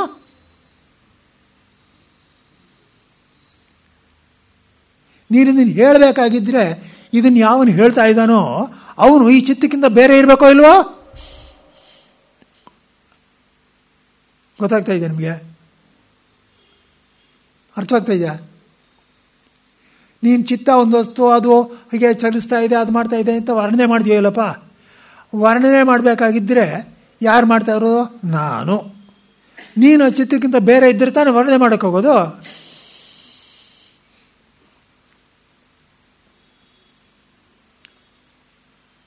ಆದ್ದರಿಂದ ನೀನು ಅಲ್ಲಿಗೆ ಅದು ವಿಷಯವೇ ಆಯ್ತು ನಿನಗೆ. ಗೊತ್ತಾಯ್ತಲ್ವಾ? ಆದ್ದರಿಂದ ಇವಾಗ ನೀನು ಅದನ್ನು ತಿಳ್ಕೊಳ್ಳೋದಕ್ಕೆ ನೋಡು, ಚಿತ್ತದಿಂದಲೇ ಚಿತ್ತವನ್ನು ನೀನು ಜಡ್ಜ್ ಮಾಡೋಕ್ಕಾಗಲ್ಲ. ಆಗಲ್ಲ. ಗೊತ್ತಾಯ್ತಾ? ಇವಾಗ ನೋಡಿ, ಇದು ನಿಜವಾಗ್ಲೂ ದೃಗ್ದೃಶ್ಯ ವಿವೇಕದಲ್ಲಿ ಬರೋ ಚರ್ಚೆ. ದೃಗ್ದೃಶ್ಯ ವಿವೇಕದಲ್ಲಿ ಏನಾಗ್ತಾರೆ ಅಂದರೆ, ನೋಡಪ್ಪ, ನೀ ಶರೀರವನ್ನು ತಿಳ್ಕೊಳ್ತಾ ಇದೆಯಾ, ಅದನ್ನು ಶರೀರಕ್ಕಿಂತ ಬೇರೆ ಆಯಿತು, ಎಲ್ರಿಗೂ ಅರ್ಥವಾಯಿತು. ನೋಡಪ್ಪ, ನೀನು ಇಂದ್ರಿಯಗಳಿಗಿಂತ ಇಂದ್ರಿಯಗಳನ್ನ ತಿಳ್ಕೊಳ್ತಾ ಇದೆಯಾ, ಅದನ್ನ ಇಂದ್ರಿಯಗಳಿಗಿಂತ ಬೇರೆ ಆದೆ, ಅದು ಅರ್ಥವಾದಂತೆ ಕಾಣಿಸುತ್ತೆ ನಾನು ಪ್ರಶ್ನೆ ಕೇಳುವವರೆಗೆ. ಏನು ಅಂತ ನೋಡಿ, ಕಣ್ಣು ಕೆಟ್ಟಿದೆ, ಸರಿಯಾಗಿದೆ ಹೇಳಿದೆ. ಹಾಗೇನೆ ಕಿವಿ ಕೆಟ್ಟಿದೆ, ಸರಿಯಾಗಿದೆ ಹೇಳಿದೆ. ಹಾಗೇನೆ ನಾಲ್ಗೆ ರುಚಿ ಬರುತ್ತೆ ಹೋಗುತ್ತೆ ಹೇಳಿದೆ. ಹಾಗೇನೆ ಮೂಗು ಹೇಳಿದೆ. ಆದರೆ ತ್ವಗಿಂದಿರ ತಗೊಳ್ಳಿ, ತ್ವಗಿಂದಿರ ತಗೊಂಡ್ರೆ ಏನಾಗುತ್ತೆ ಅಲ್ಲಿ ಕಷ್ಟ ಏನು ನೋಡಿ. ನಾನು ನನ್ನೇ ಮುಟ್ಕೋತೀನಿ ಹೀಗೆ ಅಂತ ಇಟ್ಕೊಳ್ಳಿ. ಇವಾಗ ಮುಟ್ಟಿದ್ದೂ ಗೊತ್ತಾಗುತ್ತೆ, ಮುಟ್ಟಿಸ್ಕೊಂಡಿದ್ದೂ ಗೊತ್ತಾಗುತ್ತೆ, ಹೌದಲ್ಲಪ್ಪ? ನಾನೀಗ ಅಂದಾಗ ಮುಟ್ಟಿದ್ದು ಗೊತ್ತಾಗುತ್ತೆ ಅಂದರೆ ನಾನು ಮುಟ್ಟಿದ್ದಕ್ಕೆ ನಾನು ಜ್ಞಾತ. ಮುಟ್ಟಿಸ್ಕೊಂಡಿದ್ದು ಅಂದರೆ ಮುಟ್ಟಿಸ್ಕೊಂಡಿದ್ದಕ್ಕೂ ನಾನು ಜ್ಞಾತ. ಮುಟ್ಟೋದು ಮುಟ್ಟಿಸ್ಕೊಂಡಿದ್ದು ಎರಡೂ ತೊಗಿಂದಿರಿವೆ. ಆದ್ದರಿಂದ ಜ್ಞಾತ ಇದಕ್ಕಿಂತ ಬೇರೆ ಅಲ್ವಲ್ಲ. ಇವಾಗ ನೋಡೋದು ಚೆನ್ನಾಗಿ ನೋಡ್ತಾ ಇದೆ, ಚೆನ್ನಾಗಿ ನೋಡಲಿಲ್ಲ, ಅವು ಇದು ಕಾಣಿಸ್ತಾ ಇದೆ, ಅದು ಕಾಣಿಸ್ತಾ ಇದೆ ಅಂತಂದಾಗ, ಅದು ಕಾಣಿಸುತ್ತೆ ಇದು ಕಾಣಿಸುತ್ತೆ ಅಂದಾಗ ಗೊತ್ತಾಯ್ತಾ? ಕಣ್ಣು ನೋಡ್ತಾ ಇರೋನೇ ನಾ ಕಣ್ಣಿನ ಮೇಲೆ ಕಾಮೆಂಟ್ರಿ ಅಲ್ಲ. ಒಂದ್ಸಲ ಹೇಳ್ತೀನಿ, ನನಗೇನೋ ಫೋಟೋನೂ ಕಾಣಿಸ್ತಾ ಇದೆ, ಕಿಟಕಿನೂ ಕಾಣಿಸ್ತಾ ಇದೆ ಅಂದಾಗ ನಾನೇ ಬರ್ತದೆ. ಆದರೆ ಅದು ಕಾಣಿಸ್ತಾ ಇಲ್ಲ ಅಂದಾಗ ಯಾತಿಗೆ ಕಾಣಿಸ್ತಾ ಇಲ್ಲ ಅಂತ ಪ್ರಶ್ನೆ ಬರುತ್ತೆ. ಆವಾಗ ಕಣ್ಣು ಅನ್ನೋದು ಬರುತ್ತೆ, ಕಣ್ಣು ಸರಿಯಾಗಿಲ್ಲ ಅನ್ನೋದು ಬರುತ್ತೆ, ಹೌದು ತಾನೆ? ಇವಾಗ ತ್ವಗಿಂದ್ರಿಯದಲ್ಲಿ ಹಾಗಲ್ಲ. ತ್ವಗಿಂದ್ರಿಯಲ್ಲಿ ಏನಾಗಿದೆ, ನಾನು ಮುಟ್ತಾ ಇರೋವಾಗಲೂ ಕಾಣಿಸ್ತಾ ಇದೆ, ಮುಟ್ಸ್ಕೊಳ್ತಾ ಇರೋವಾಗಲೂ ಕಾಣಿಸ್ತಾ ಇದೆ. ಅದನ್ನು ಈ ದೃಷ್ಟಿಯಿಂದಲೂ ಅದು ನಾನೇ ಆಗಿದ್ದೀನಿ, ಆ ದೃಷ್ಟಿಯಿಂದಲೂ ನಾನೇ ಆಗಿದ್ದೀನಿ. ಹಾಗಿದ್ರೆ ಜ್ಞಾತವನ್ನು ಜ್ಞೇಯವನ್ನು ಬಿಡಿಸೋದು ಹೇಗೆ? ಇವಾಗ ತ್ವಗಿಂದ್ರಿಯದಲ್ಲಿ ನೋಡಿ ಹೇಗೆ ಅಂತ. ಲಕ್ವ ಹೊಡೆದಿದ್ದೆಪ್ಪ, ಲಕ್ವ ಹೊಡೆದು ಒಂದು ಕಡೆ ತಾನು ಹೊಡಿತೆ, ಬಲಗಡೆ ಹೊಡೆದಿದೆ ಸಾಧಾರಣವಾಗಿ. ನಾನೇನು ಮಾಡ್ತೀನಿ, ಎಡಗೈನಿಂದ ಇದನ್ನು ಮುಟ್ತೀನಿ. ಮುಟ್ಟಿದಾಗ ನನಗೆ ಮುಟ್ಟಿದ್ದು ಗೊತ್ತಾಗ್ತಾ ಇದೆ, ಮುಟ್ಟಿಸ್ಕೊಳ್ತಾ ಇರೋದು ಗೊತ್ತಾಗ್ತಾ ಇಲ್ಲ. ಅರ್ಥ ಆಗ್ತಾ ಇದೆ ನಿಮಗೆ? ಹಾಗೇನೆ ಸುಮ್ಮನೆ ಈ ಕೈ ಬಲವಂತವಾಗಿ ಯಾರೋ ತೆಗೆದು ಇಲ್ಲಿ ಹಾಕಿದ್ರು ಅಂತ ಇಟ್ಕೊಳ್ಳಿ, ಆವಾಗ ಮುಟ್ಟಿಸ್ಕೊಂಡಿದ್ದು ಗೊತ್ತಾಗ್ತಾ ಇದೆ, ಮುಟ್ಟಿದ್ದು ಗೊತ್ತಾಗ್ತಾ ಇಲ್ಲ. ಗೊತ್ತಾಯ್ತಾ? ಅಲ್ಲಿಗೆ ಮುಟ್ಟಿಸ್ಕೊಂಡಿದ್ದು ಮುಟ್ಟಿದ್ದು ಅನ್ನೋದನ್ನ ಬೇರೆ ಬೇರೆ ಮಾಡಿದ್ದಾಯ್ತೋ ಇಲ್ವೋ? ಗೊತ್ತಾಗ್ತಾ ಇದೆ ನಿಮಗೆ? ಮುಟ್ಟಿಸ್ಕೊಂಡಿದ್ದು ಮುಟ್ಟಿದ್ದು ಬೇರೆ ಆಯಿತು ಅಂದರೆ ನೋಡಿ, ಮುಟ್ಟಿಸ್ಕೊಂಡದ ತಿಳಿತಾ ಇರೋವಾಗ ನಾನು ಜ್ಞಾತ, ತಿಳಿದೇ ಇರೋವಾಗ ನಾನು ಜ್ಞಾತಾನೇ ಅಲ್ಲ. ಆದ್ದರಿಂದ ಜ್ಞಾತ ಜ್ಞೇಯ ಭಿನ್ನವಾಯಿತು. ಏನಾಯ್ತು ಅಂದರೆ ಅಲ್ಲಿ ಏನು ತಾತ್ಪರ್ಯ, ಹೊರಗಿನ ವಿಷಯ ಬಿಟ್ಬಿಡಿ, ಇಲ್ಲೇ ತಗೊಂಡಾಗ ವಿಷಯವೂ ಜ್ಞಾನವೇ, ವಿಷಯವೂ ಇಂದ್ರಿಯವೇ, ವಿಷಯವೂ ಆಗಿದೆ, ಆಮೇಲೆ ವಿಷಯನೂ ಆಗಿದೆ. ವಿಷಯ ಎರಡೂ ಆಗಿದೆ ನಾನೇ ಮುಟ್ಕೊಂಡಾಗ. ಆದ್ದರಿಂದ ನಾನು ಲಕ್ವ ಹೊಡೆದಿರೋ ಎಕ್ಸಾಂಪಲ್ ತಗೊಂಡು ಬಂದು ತೋರಿಸ್ಬೇಕು, ನೀನು ಬೇರೆ ಅಂತ. ಅದು ಇಂದ್ರಿಯ. ನಿನಗೆ ಗೊತ್ತಾಗಲ್ಲ ಅಂದರೆ ಇಲ್ಲಿ ನಿನ್ನ ಚರ್ಮ ಕೆಟ್ಟಿದೆ, ಯಾಕೆ ನಿನ್ನ ಪ್ರತ್ಯಕ್ಷದಿಂದ ಗೊತ್ತಲ್ಲ ಇದು ನೀನೇ ಅಂತ, ಇಲ್ಲಿ ನಿನ್ನ ಚರ್ಮ ಕೆಟ್ಟಿದೆ ಗೊತ್ತಾಗೋಯ್ತು ಅಂತ ವಿಷಯ ಆಗುತ್ತೆ.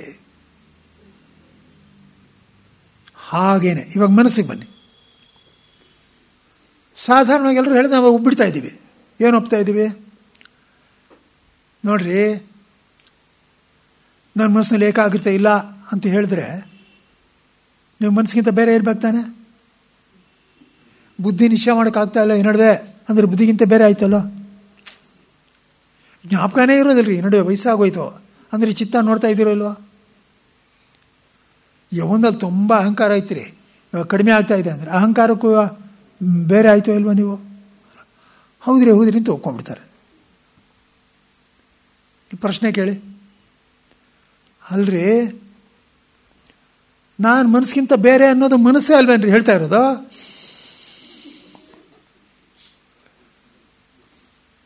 ನಾನು ಮನಸ್ಸಿಗಿಂತ ಬೇರೆ ಅಂತ ಯಾರು ಗೊತ್ತಾಗ್ತಾ ಇರೋದು? ಮನಸ್ಸಿಗೆ ತಾನೆ. ಪ್ರಶ್ನೆ ಗೊತ್ತಾಯ್ತಾ ನಿಮಗೆ? ನಾನು ಮನಸ್ಸಿಗಿಂತ ಬೇರೆ ಅಂತ ಗೊತ್ತಾಗ್ತಾ ಇರೋದು ಮನಸ್ಸಿನಿಂದ ತಾನೆ ತಿಳ್ಕೊಳ್ತಾ ಇರೋದು. ಅದಕ್ಕೋಸ್ಕರ ನೀನು ಮನಸ್ಸಿಗಿಂತ ಬೇರೆ ಅಂತ ಹೇಗಾಯ್ತು? ಗೊತ್ತಾಗ್ತಾ ಇದೆ ಪ್ರಶ್ನೆ? ಹಾಗೆ ಇಟ್ಕೊಳ್ಳಿ, ಅವಾಗ ಬುದ್ಧಿ ಪ್ರಶ್ನೆ ಅದನ್ನು ಕೇಳಿ. ಅಂತಃಕರಣ ಅಂತ ಇಟ್ಕೊಳ್ಳಿ, ಬೇಡ ಬುದ್ಧಿ ಚಿತ್ತ ಬೇಡ ಮನಸ್ಸು ಅಂತ ಇಟ್ಕೊಳ್ಳಿ. ಮನಸ್ಸೇ ಒಂದು ಇಟ್ಕೊಂಡ್ರೆ ಅಲ್ಲೇ ಗೊತ್ತಲ್ಲ, ಇದನ್ನು ತಿಳ್ಕೊಳಕ್ಕಾಗಲ್ಲ. ಇವಾಗ ಜ್ಞಾನೇಂದಿರ ಒಂದು ತೊಗಿಂದಿರ ಮಟ್ಟಿಗೆ ಅಲ್ಲಿ ಪ್ರಶ್ನೆ ಬಂತು ಇಲ್ವ? ಹಾಗೆ ಇದಿಟ್ಕೊಳ್ಳಿ. ಈಗ ಕೇಳಿದ್ರೆ ಆಗ್ತಾ ಇದ್ದೀನಿ ಅಂತ ಬಂತಲ್ಲ.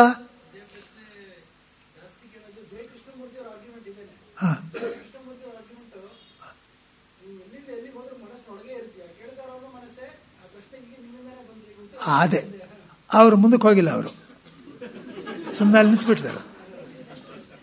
ಗೊತ್ತಾಯ್ತಾ? ಇಲ್ಲೇನಪ್ಪ ಅಂದರೆ ಅದಕ್ಕೋಸ್ಕರನೇ ಇವಾಗ ಹೇಗೆ ಮಾಡಬೇಕು? ಈ ಲಕ್ವ ಎಕ್ಸಾಂಪಲ್ ಕೊಟ್ವ ಇಲ್ಲೋ ಹಾಗೆ ಇಲ್ಲೂ ಮಾಡಬೇಕು. ಏನು ಮಾಡಬೇಕು ಅಂದರೆ,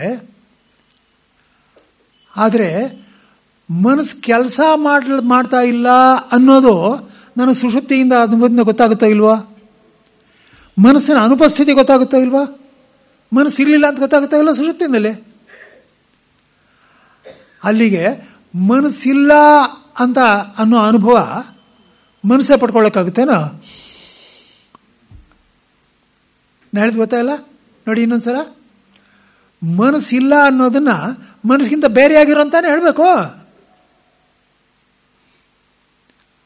ಅಥವಾ ಯಾರೋ ಹೇಳೋದು, ಮನೆಗೆ ಯಾರೋ ಬಂದು ಹುಡ್ಕೊಂಬಂದ್ಬಿಡ್ತಾರೆ, ಯಾರೋ ಸಾಲಗಾರರೋ ಯಾರೋ, ಆಮೇಲೆ ಅವನು ಇಲ್ಲ ಅಂತ ಹೇಳಬೇಕಾಗಿತ್ತು ಪಾಪ ತಂದೆಗೆ. ಬಂದ್ಯಾರಂದರೆ ಲೇ ಇಲ್ಲ ಅಂತ ಹೇಳು ಹೋಗೋ. ಅವನು ಅಲ್ಲಿಗೆ ಹೋಗ್ಬಿಟ್ಟು ಇಲ್ಲ ಅಂತ ಹೇಳು ಅಂತ ಹೇಳಿದ್ರು.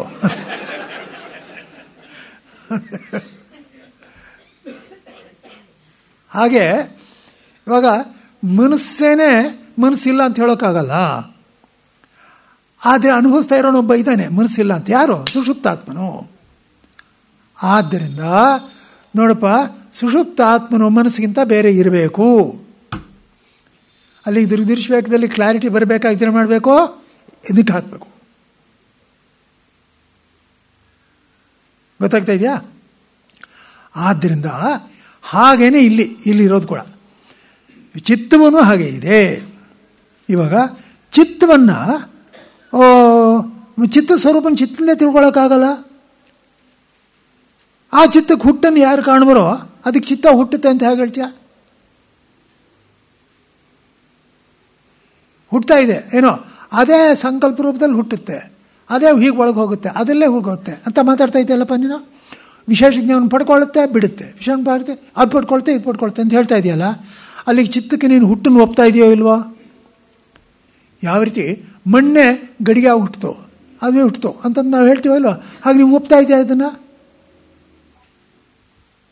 ಆದ್ದರಿಂದ ಯಾವುದಕ್ಕೂ ಹುಟ್ಟಿಲ್ಲ ಅಂತಂತ ಸ್ಥಾಪನೆ ಮಾಡ್ತಾ ಇರೋ ನೀನು ಇಲ್ಲವೇ ಇಲ್ಲ ಅಂತ ಇಲ್ಲಿ ಪಟ್ಟಿಗೆ ಯಾಕೆ ಇಟ್ಕೊಂಡಿದ್ಯಾ ನೀನು? ಪ್ರತಿಯೊಬ್ಬರು ಗೊತ್ತಾಯ್ತಾನಪ್ಪ ಪಾಯಿಂಟು. ಆದ್ದರಿಂದ ಚಿತ್ತಕ್ಕೆ ಹುಟ್ಟನ್ನು ಯಾರು ಕಾಣಬರೋ ಅವರು ಅದು ಕ್ಷಣಿಕ, ದುಃಖಿ, ಶೂನ್ಯ, ಆತ್ಮನಿಲ್ಲದ್ದು ಮುಂತಾಗಿ ಯಾವ ವಿಜ್ಞಾನವಾದಿಗಳು ತಿಳಿಯುವರೋ ಇದೆಲ್ಲ ಬರೀ ಕ್ಷಣಿಕ, ಬರ್ತಿ ಹೋಗುತ್ತಷ್ಟೇ. ಆ ದುಃಖ ಅನ್ನೋದು ಬರ್ತಿ ಹೋಗುತ್ತಷ್ಟೇ.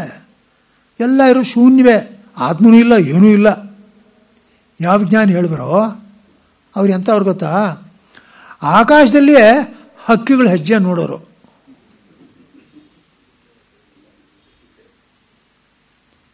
ನಿಂಗೆ ಗೊತ್ತೇ ಇಲ್ಲ, ನೀನು ಕಲ್ಪನೆ ಮಾಡಿದ್ದೆ. ನೀನು ಯಾವ ಮುಂಚೆ ಬೇರೆಯವ್ರ ಮೇಲೇ ಚಾರ್ಜ್ ಮಾಡಿದೆ, ವಿಷಯ ಇಲ್ಲದೇ ಇದ್ದರೂ ನೋಡ್ತಾ ಇದ್ದೀನಿ ಅಂತ ಹೇಳಿದೆಯಲ್ಲ, ಹಾಗೇನೆ ನೀನು ಕೂಡ ಮಾಡ್ತಾ ಇರೋದು. ಏನು ಗೊತ್ತೇನೋ, ಹಕ್ಕಿ ಹೆಜ್ಜೆಗಳಿರ್ತಾನಪ್ಪ ಆಕಾಶದಲ್ಲಿ, ನೋಡ್ತಾ ಇದೆಯಲ್ಲ ನೀನು. ಆದ್ದರಿಂದ ನೀನು ಹೇಳ್ತಾ ಇರೋದು ತಪ್ಪೇ. ನೋಡಿ ಇವಾಗ ಏನು ಮಾಡಿದ್ದಾರೆ ಕಾರ್ಯಕಾರರು ಅಂದರೆ, ವಿಜ್ಞಾನವಾದಿ ಯಾವನ್ನೋ ಒಬ್ಬನ ಹೊಡೆದ, ವಿಷಯ ಇದೆ ಅನ್ನೋನ್ನ ಅದನ್ನ ಒಪ್ಕೊಂಡು ಅವನು ಒಪ್ಕೊಂಡಿದ್ದರ ಆಧಾರದ ಮೇಲೇ ನೀನು ಹೇಳ್ತಾ ಇರೋದು ತಪ್ಪು ಅಂದರು. ಹಾಗಾದ್ರೆ ಸರಿ ಯಾವುದೋ? ನೀನು ಒಳಗೆ ಹೋಗಿ ನೋಡಬೇಕು, ಚಿತ್ತಕ್ಕೂ ಒಳಗೆ ಹೋಗಿ ನೋಡಬೇಕು. ಆತ್ಮನಿಲ್ಲ ಅಂತ ಎಲ್ಲ ಮಾತಾಡಬೇಡ.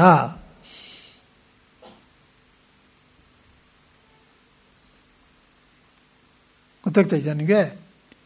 ಇವರೆಲ್ಲ ಕಲಸ ಮೇಲೋಗರ, ಒಂದಿಷ್ಟು ಬುದ್ಧಿಸಮ್ ಓದ್ಕೊಳ್ಳೋದು, ಅದು ಓದ್ಕೊಳ್ಳೋದು, ಇದು ಓದ್ಕೊಳ್ಳೋದು, ಒಂಥರ ಸ್ವಲ್ಪ ಬುದ್ಧಿ ಇರುತ್ತೆ, ಭಗವಂತ ಕೊಟ್ಟಿರ್ತಾನೆ. ಗೊತ್ತಾಯ್ತಾ? ಅದನ್ನ ಇಟ್ಕೊಂಡು ಆಮೇಲೆ ಏನೋ ತಮ್ಮದೇ ಗೊತ್ತಿದ್ದಾಗ ಏನೋ ದೊಡ್ಡದಾಗೆಲ್ಲ ಕಲ್ಬೆರಕೆ ಮಾಡ್ಕೊಂಡು ಮಾತಾಡ್ತಾ ಇದ್ದರೆ, ತುಂಬ ಕಾಲ ಯಾರಿಗೂ ಅರ್ಥವಾಗದೇ ಇದ್ದರೆ ಇಟ್ಸ್ ವೆರಿ ಡೀಪ್. ಗೊತ್ತಾಯ್ತಾ?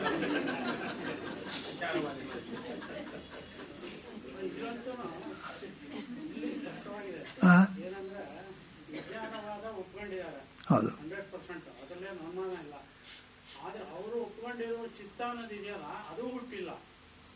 ಹೌದು.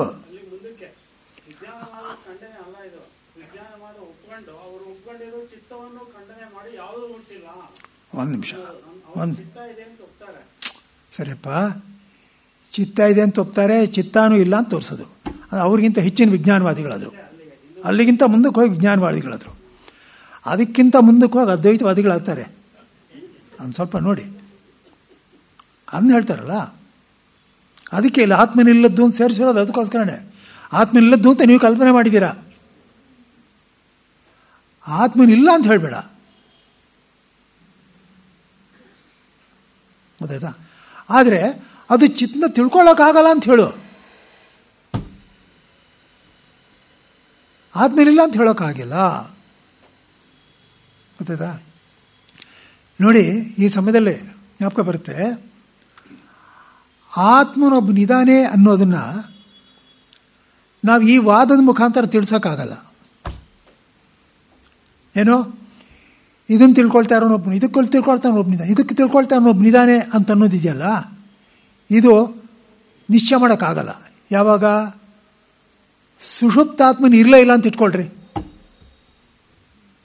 ಉದಾಹರಣೆಗೆ ಯಾರಿಗೂ ಸುಷುಪ್ತಿ ಅನ್ನೋದೇ ಇರಲಿಲ್ಲ, ಬರೀ ಜಾಗ್ರತ ಸ್ವಪ್ನ ಎರಡೇ ಇತ್ತು ಅಂತ ಇಟ್ಕೊಳ್ಳಿ. ಸತ್ತು ಸುಣ್ಣವಾದರೂ ಆತ್ಮನ ನಿಶ್ಚಯ ಮಾಡೋಕ್ಕಾಗ್ತಲೇ ಇರಲಿಲ್ಲ. ನಾನು ಹೇಳಿದ ಪಾಯಿಂಟ್ ಗೊತ್ತಾಯ್ತಾ ನಿಮಗೆ? ಇಲ್ಲೇ ಭಗವಂತನ ಕೃಪೆ ಬರೋದು. ಕೃಪೆ ಬರೋದು ಅಂದರೆ ನಾವು ಅವನ್ನ ಅರ್ಥ ಮಾಡ್ಕೋಬೇಕು. ಅದು ಅವನು ತೀರ್ಮಾನ ಮಾಡಿಬಿಟ್ಟಿದ್ದಾನೆ ಭಗವಂತ. ಒಂದು ಸಲ ಅಲ್ಲ, ನೀ ಇದನ್ನು ತಿಳ್ಕೊಳ್ಳೇಬೇಕು. ಅದಕ್ಕೋಸ್ಕರ ನೀನು ಎಷ್ಟು ಜನ್ಮ ಆದರೂ ಎತ್ತೋ, ನಾನು ಇದನ್ನ ಮಟ್ಟಿಗೆ ನೀನು ಬಿಡೋದಿಲ್ಲ, ನೀನು ಕೊಡ್ತಲೇ ಇರ್ತೀನಿ. ಚೆನ್ನಾಗಿ ನಿದ್ದೆ ಮಾಡು, ಒಂದು ಸಲ ಅಲ್ಲ ಒಂದು ಸಲ ತಿಳ್ಕೊ ಅಂತ ಕೊಡ್ತಾ ಇದ್ದಾನೆ.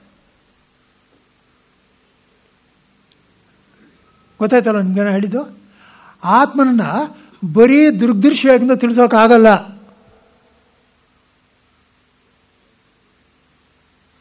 ಇಲ್ಲೇನಾಗಿದೆ, ದೃಗ್ದೃಶ್ಯದಿಂದ ತಿಳ್ಕೊಂಡ್ವಿ.